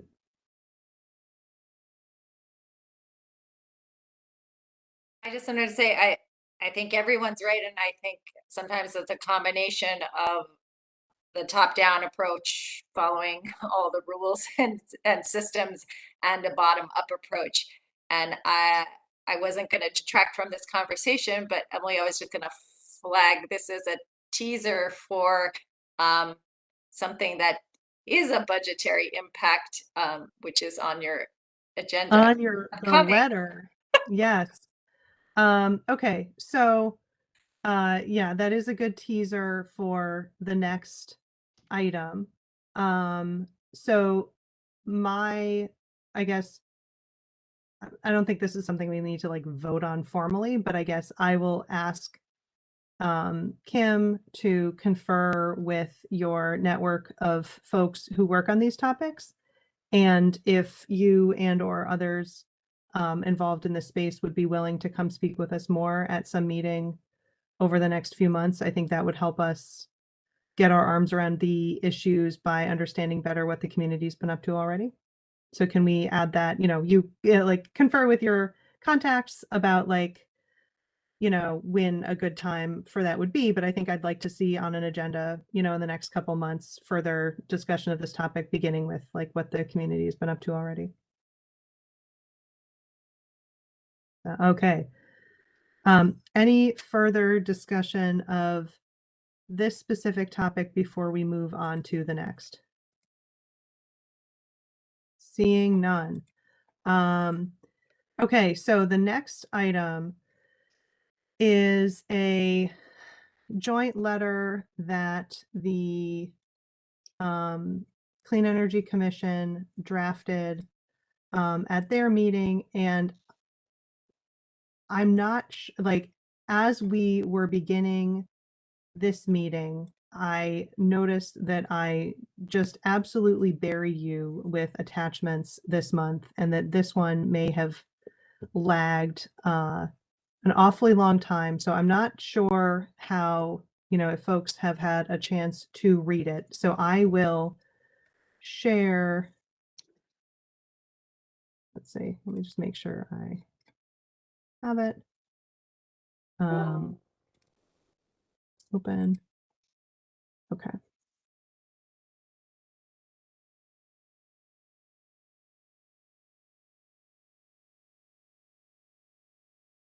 Okay, so do you see a letter dated October 4th? We see page No. 2. Yeah, Yeah. there you go. Yep. Okay. Now we can see it. Okay, and you don't see No. anything else on my screen that I don't intend to be sharing? No. Not like my email or whatever. Yeah, sometimes Some like, websites. yeah, no, not like the shopping. No. Just to make sure we're like on task here and I'm not showing extraneous stuff. Catherine, do you want to provide a little context, and then we can kind of read through it together and talk about how we can get involved here or not? Yes. So following COVID, the town received, or is in the process of receiving, $37 million in ARPA funding, American Rescue Plan Act funding. And that money the council is appropriating to different projects.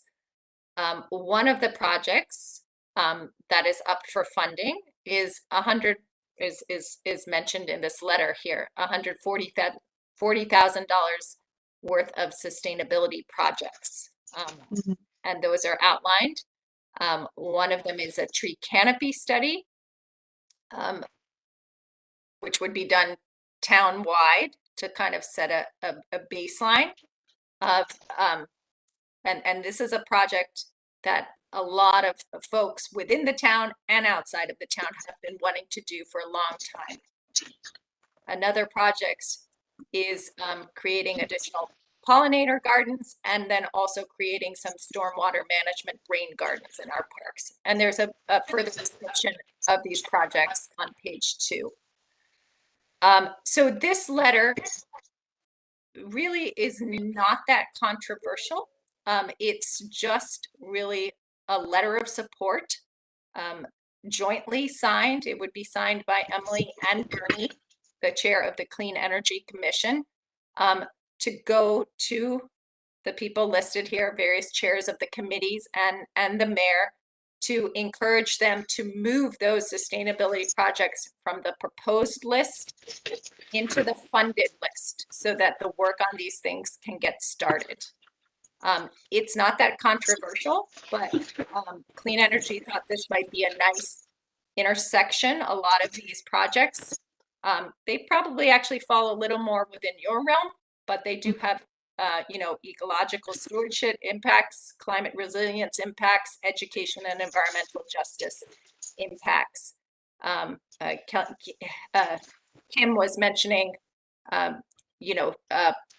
access to trees and parks in certain areas of our town earlier in the meeting.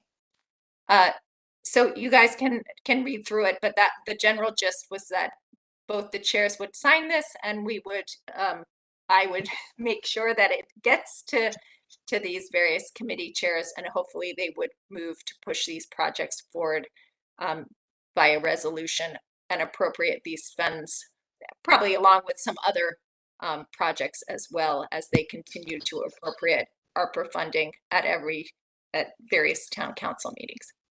Catherine, were there a menu of projects that you had to pick from? And I don't want to second guess you. I just was curious. You picked these 3, or a group picked these 3 out of 10 or 12 of them? How did it work? So these are the only real kind of garden type sustainability projects that are on the proposed project list. There are other projects on that proposed list having to do with the center redevelopment and some other things. That list is kind of in flux. I'm not totally up to speed on everything that's on the proposed list. I know that various department heads have been soliciting have been putting forward project ideas. I know maybe the counselors have some ideas of their own, but I mean, these particular projects are still on the proposed list. Yeah, I'm just wondering if we should be more greedy. I mean, this is 0.4% of $37 million. And should you be a little more greedy and ask for something, thinking that they may decide to do only 2 of these 3? Maybe you should ask for 5, knowing that they may chop 1 or 2 off. I'm just thinking out loud. Is the context such that you only want to select those that are on the proposed list, though? Yes, this was to make it non-controversial. And these projects are not, these are not my projects. These actually have been budgeted and proposed by the Director of Leisure Services, Helen Rubino Turco. Okay. This is just the clean energy. The projects I proposed, along with Bob Palmer, the Director of Plant and Facilities, did not even make the proposed list. Even though they were wonderful projects about energy efficiency and stuff like that. So we got shut out. So the very least we can do is support these. But again, yes, Jim, it's funny you should say that, because one of the members of the Clean Energy Commission said the same thing. Only 140,000? Let's ask for more. And right. I mean, just been through this before. Yeah. You know, I said, I think my recommendation would be to, on our first kind of collaborative effort, maybe not rock the boat on this one.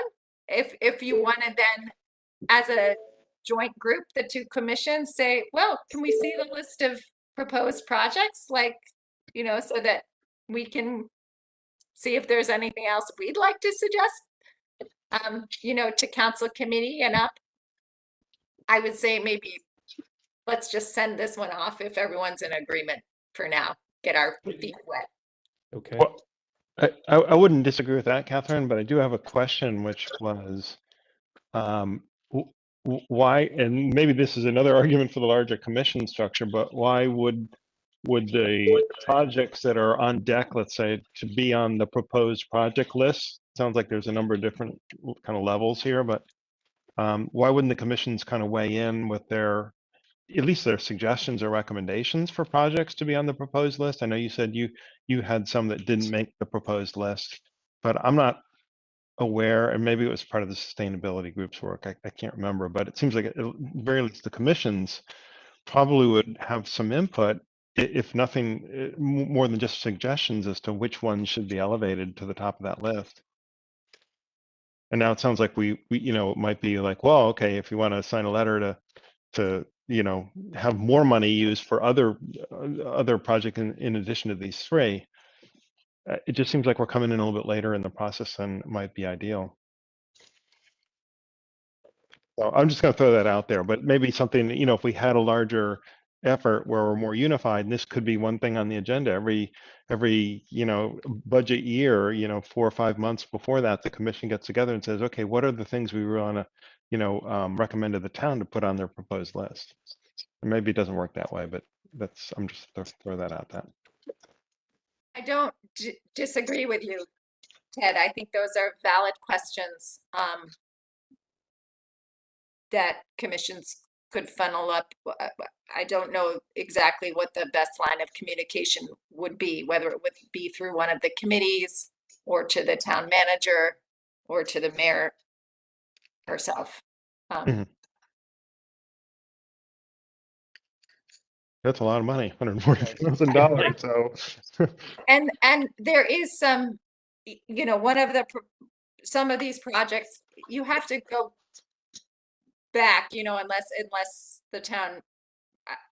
I kind of had to go back through some of the to the finance department and back through some of the town council meetings.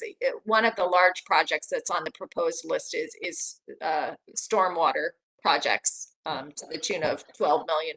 So those have not been appropriated yet. So that's a big chunk of the $37 million.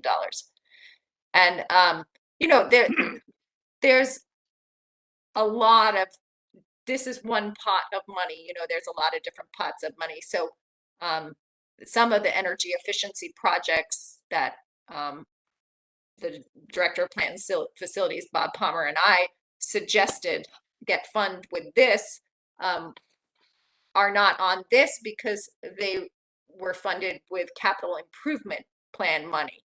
We are now finding out that the amount that we have in CIP is going to fall way short of what we need for the projects that we're because of cost increases and you know, things like that. All of our CIP projects are struggling right now and coming in, you know, double the intended budget. So, you know, that's something that council and the town manager and Bob are going to have to figure out how to pay for those projects too. I'm not necessarily the best one to ask this, but yeah, to your I think your point is absolutely valid that maybe the commissions would also like to say, you know, could we see what else is on the list and see if we have any recommendations as well. Well, if we're late in the game, maybe there's nothing we can do, but and we don't want, if you have to deliver this letter in a week, or, you know, we don't want to lose the opportunity, even if it's just to get 140,000 approved. So if, Emily, if you're asking us or me to move forward, go for it. It's just too bad we didn't know the extent of other projects that could have been considered. if we would have any say at all. Maybe we had no say. Yeah, I guess my reaction to this topic is, I would be in favor of lending the CEC's, support for these projects, but it's also like a wake-up call, right? That like, oh yeah, there's this whole process that we haven't participated in at all, since I've been involved. So I think this is like a, to your point, Jim, I would hate to leave this on the table if we have an opportunity to throw a comment in now, but it's also, something that we should keep in mind, is, how can we become aware of and contribute to the cycle a bit earlier? Right. Right. I would say if you would like to amend the letter with a sentence to that effect, like we'd like some more information about how much is still up for grabs and what's being proposed. I would venture to say that the Clean Energy Commission would support that addition as well, and we could probably get them to. They're not going to tell you there's more money up for grabs. I mean, that. Yeah, I But guess if we you could. said we would like to engage in a discussion around this or get more information about it, you could do that at this stage or hold on that. But I would be willing to take that back to the clean energy if you're inclined to add something at the end. But that's up to you. Mhm. This is Emily Grenier Sexton. I just wouldn't want to hold it up if you think that Right. it's, ready to go, and I don't want to miss that window either. Mhm. Right. And I mean, thinking out loud, it depends what kind of tone you want to set. If this is your first kind of engagement in a long time with council, maybe you want to make the first one a little positive with no controversy, and then just ask them verbally, to come give you a sense Right. of what else is going on. Well, play the game is what you're saying, Catherine. She's not saying that. I'll say I it. hate politics. I'll say it. Yeah. I hate politics. I try and stay out of it. That's yeah. I think my preference would be to, adopt it as is, and then, but like, note to self, we need to, ask around and get a better sense of how this all works. Any further discussion there? Okay. I just want to, I think, support what you said, Emily, that and someone else said it, like we're kind of new here. I'm new to the commission, but I mean, focusing on the work that we did for many years, meant that we were not participating in this for a long time. So right. There's every reason to be humble and walk softly to start and reintroduce ourselves. Yeah. Well, that makes good sense to me. So I guess I will ask that, ask for a vote on, does anybody for the, approval to lend my signature as chair? Does anybody on the commission present now have any concerns with that? Not at all. Okay. None here. Or Rick?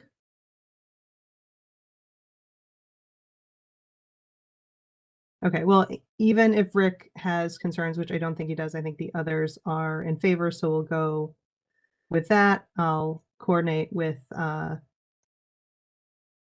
Bernie to get that out the door. Okay, excellent. And now, after 2 hours and 8 minutes, we turned to some substantive topical areas for discussion. Although I'm being silly because we have obviously, had some good substantive discussion already.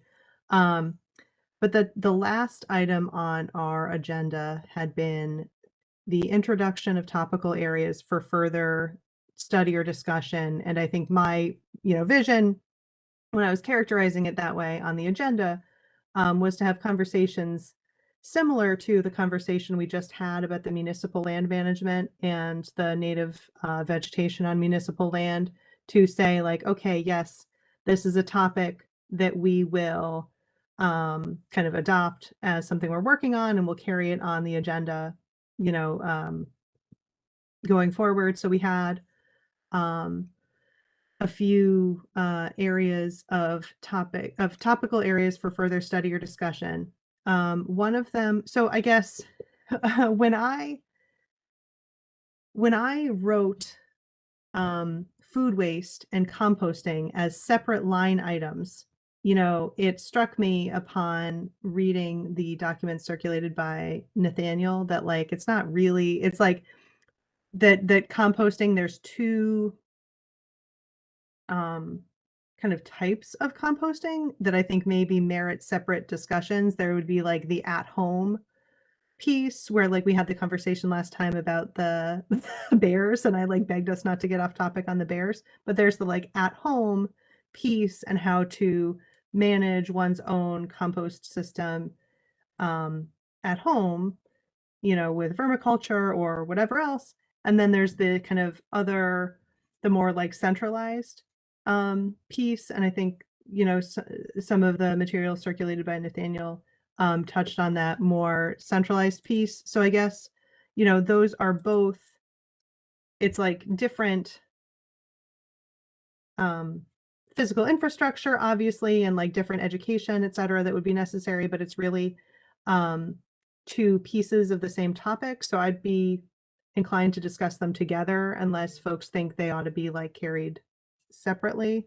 Or like, I guess maybe food waste should be its own topic, and then like waste generally. Or how do you think we should like get our arms around these very big topics? I'd like to add my 2 cents as an Mhm. environmental educator. Sorry, guys, and I'll try not to go on and on, but also as someone who's worked on this topic at schools for years and years. So, Emily, I see where you're coming from, but I think it just would help us all for our own understanding, and then understanding the best way to take this problem apart by Mhm. just looking at like starting with this need in our community, the need to address our waste issues. And then if we want to get down to the organic part of our waste, Mhm. then that's like the next layer. What's behind that, we have to talk about the foundation, or that ecological system I think I mentioned last month, and that is, there is a life cycle to living things. And when we put, things like food in a garbage can, or, when it's not, a part of the cycle, then we break that cycle. And so understanding that when we break that cycle, we are harming our environment and ourselves, that is just kind of a theme I would like to put in front of everybody before we dive into like this organics waste discussion.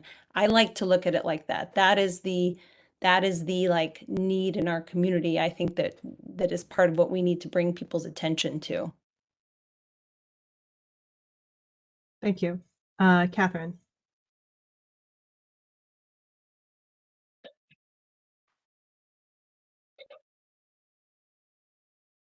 She's on Sorry, mute. can you guys You're hear her? muted. You're muted, Catherine. I believe, sorry guys, it's been a long day. Is it- So I believe the term the term that's used these days is strategic materials management.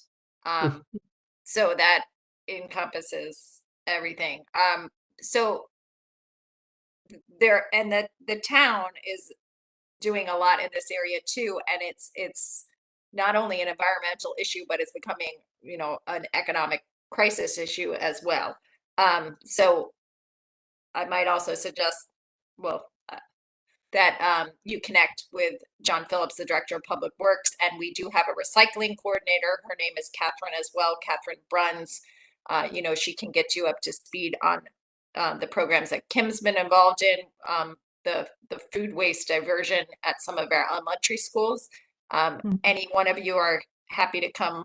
We can take you on a tour of that at any of the elementary schools who are doing it. If you want to see it in action, it's fascinating. There is not only the food waste collection going on, but you will see, which in my mind is an even bigger issue, the volume of untouched, unopened food that is thrown away every day. It's astounding, and there's a whole bunch of regulations and reasons from the USDA to nutrition services, and Kim's been involved in some of that as well. Catherine is also working on right now, and there might be a potential role for the commission in this as well. They recently won a grant through DEEP to do a curbside organics program in a discrete neighborhood in the town of West Hartford. And there's going to be a lot of planning, a lot of outreach, a lot of data gathering that's going to go along with that process. And I'm sure she'd welcome some assistance either in the planning or outreach stage, whatever level of involvement from the commission on down to actual helpers. But this is a big topic, and I know that John is very excited that waste or materials management will be a focus of potentially this new commission to help with some of the education around some of the larger strategic issues that the town is going to be facing with how to deal with our waste in the future.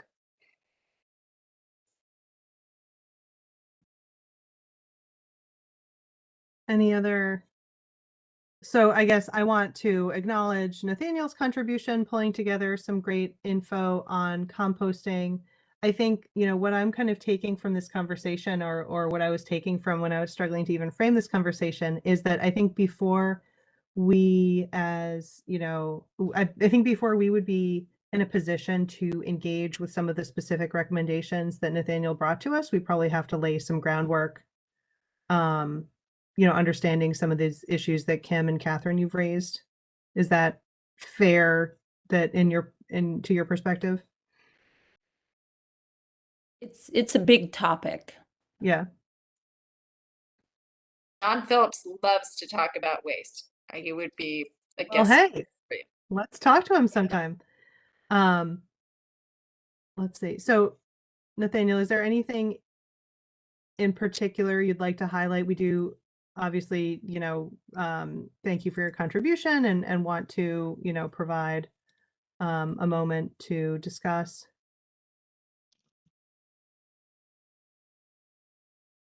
There's not anything specific from the packet I would like to highlight.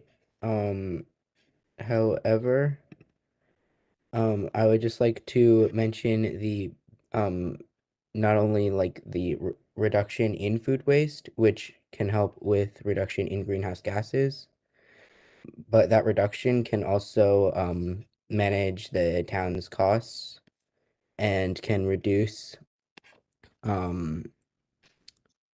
it can, if at its maximum, it has a maximum savings of around $570,000. Which, yeah, thank you. Great. Thank you for that. So I think we'll lay, so I guess, for the framework of like kind of adopting topics for further study and evaluation, it sounds like, there are some good ideas out there, but that in order to fully engage with them and understand, how we want to focus our resources, we'll need to lay some groundwork.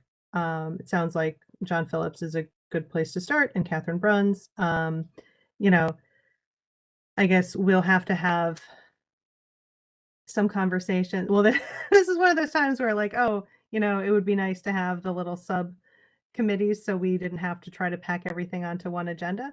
So maybe we can, you know, have, because also, you know, as I mentioned earlier in the meeting, I've been in contact with Todd Dumais about how to get a representative from planning staff and the TPZ here to talk about like how we can fit in with those like planning and wetlands issues. So it sounds like, you know, that is also, so there's the planning and wetlands piece, there's the waste piece, there's the kind of land management piece.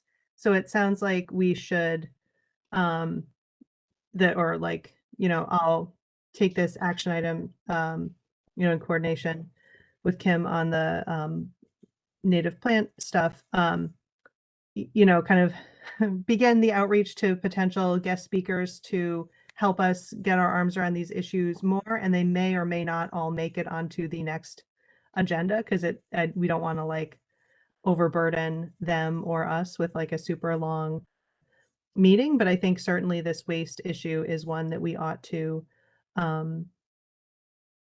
carry for further study, and that like the next item to help advance that conversation would be talking to John Phillips.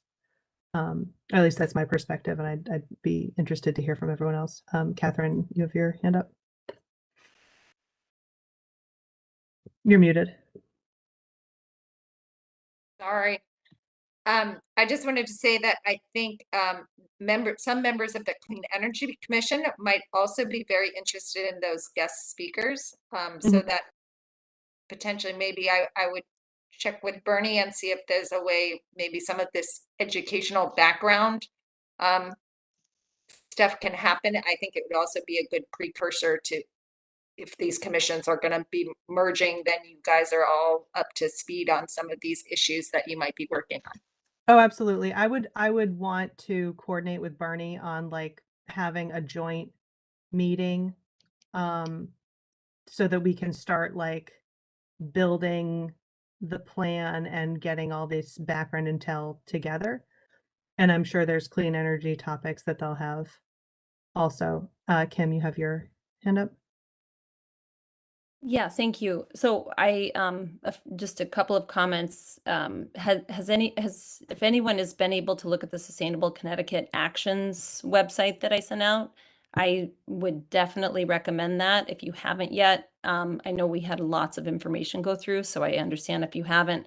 But if you're struggling to try to figure out how some of these pieces and parts fit together, they've done the work already. I don't know, maybe Catherine can comment on that, but I feel like Sustainable Connecticut has done the work and made like, you know, the like residential composting fit with, you know, curbside, you know, food waste composting and stuff like that. So that might be helpful. I would definitely like to restate Catherine's suggestion and offer, if you guys wanted to come to Charter Oak, that's where my children go to school, but I know this is being done at other schools. I would love to, I check with the principal, but I'm sure anybody would welcome you to Charter Oak to look and see what this process is at lunchtime. It would be so valuable, and it might also give you an idea of why a lot of conservation commissions also focus on food justice as well.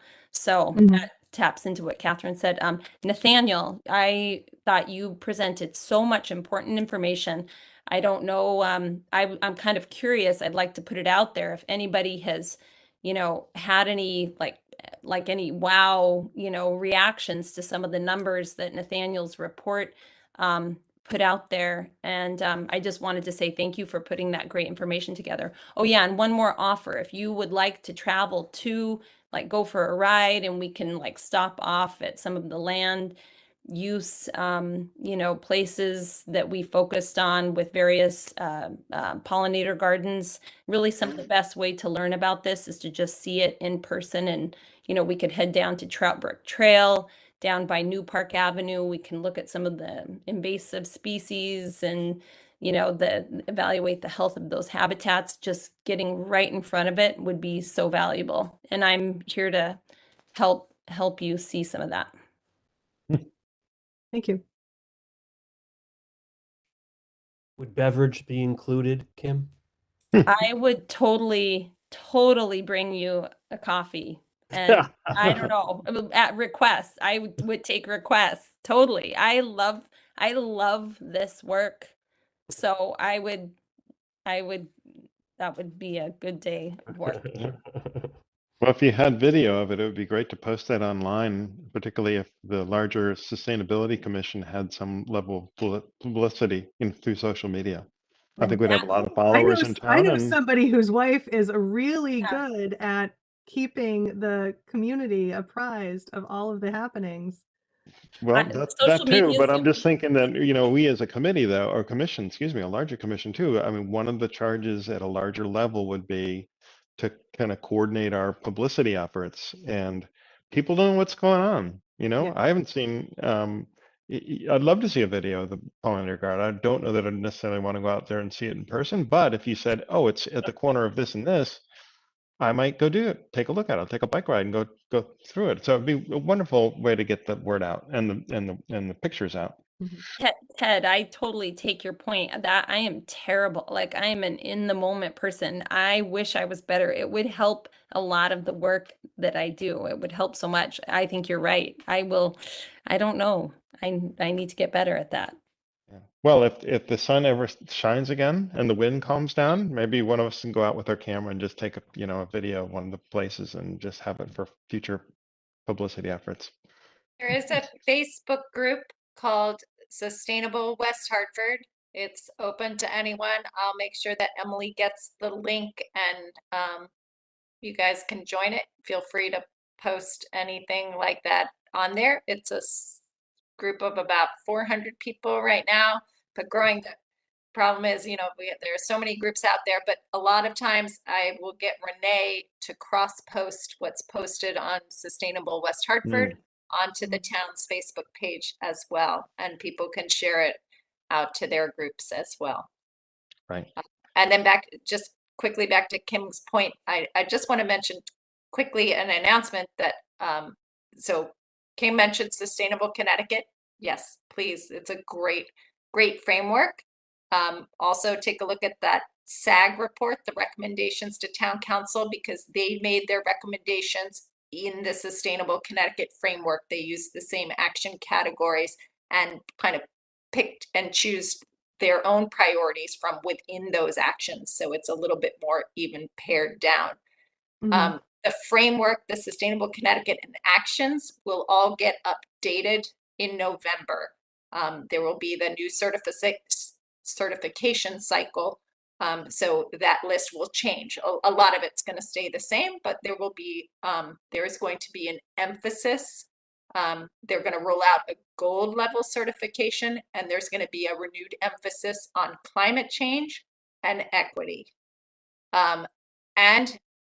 Finally, the town in the town hall auditorium on November 14th, I think, which is a Monday, the town of West Hartford will be hosting Sustainable Connecticut's annual certification awards. That ceremony, so a lot of towns will be coming in. That ceremony will be in town hall auditorium from 3 to 6. I'll make sure Emily gets a link in case anyone wants to register for that. The town of West Hartford will likely be getting we were certified last year at the silver level, so we're not going for certification, but we will be getting an award for a climate leader designation this year. Fingers crossed, but it's likely. All right. So thank you for that. I think I am mindful of the hour. I think we have a lot of substantive items to discuss in further meetings, and I'm sure the clean energy folks have their own ideas that they'll bring to the table. So I think When's our next meeting, Emily? Great question. Our next meeting this on the schedule as I have on my calendar is Halloween, which does not work for me because I have a first grader and a fourth grader. So I would propose instead October 24th, which is 3 weeks from now. But I would also propose that you let me get in touch with Bernie and talk about a joint meeting and then, you know, see if the 24th or whatever day they had on the calendar for their next meeting worked better so we can start, you know, meeting jointly with them sometime soon. Okay. Catherine, are you speaking? Clean energy is scheduled for the 30th, the Wednesday. Wait, The 30th is Sunday, Catherine. yeah, sorry, what, Which month? Yeah. Look at that. They got the date wrong. So I think they're scheduled for the Monday too, which means they'll probably move it. To a different day. okay, I'll touch with Bernie to see if we can schedule something jointly for the week of the 24th. Maybe, you know, the 24th or some other day that week, and, you know, I'll be in touch with you guys for scheduling purposes. Hey, Emily, Does that work? are we going to meet in person soon? My understanding is that it is better for many to meet virtually. And, you know, when we embarked on this scheduling year, the plan was virtual. So my intention is to have virtual meetings through the end of the year, and then we can have a conversation, you know, about the schedule for 23, whether, you know, the day of the week, the you know, format and venue, things like that. Okay. If I could just make one comment, it Sure. seems like every month there's a little bit of a conflict on Mondays for the district, MDC district board meetings. So Mhm. the first Monday of the month is usually busy for me. So just, Yeah, I no, can come to the meetings late, but no, I apologize. And yeah, we'll try to revert to the fourth Monday going forward, as has been our practice. Okay. Thanks, folks. Thank you. All right, we'll see you all in a couple of weeks, hopefully. Oh, wait, move to adjourn right Okay. now. Nice meeting. Second. make a motion to Okay. adjourn. Thank you. Thank you. Goodbye. Great Thank you. meeting, great meeting. Thanks. Good to see you, everybody. Thanks, everybody. Have a good night. You too. Bye-bye. Bye-bye.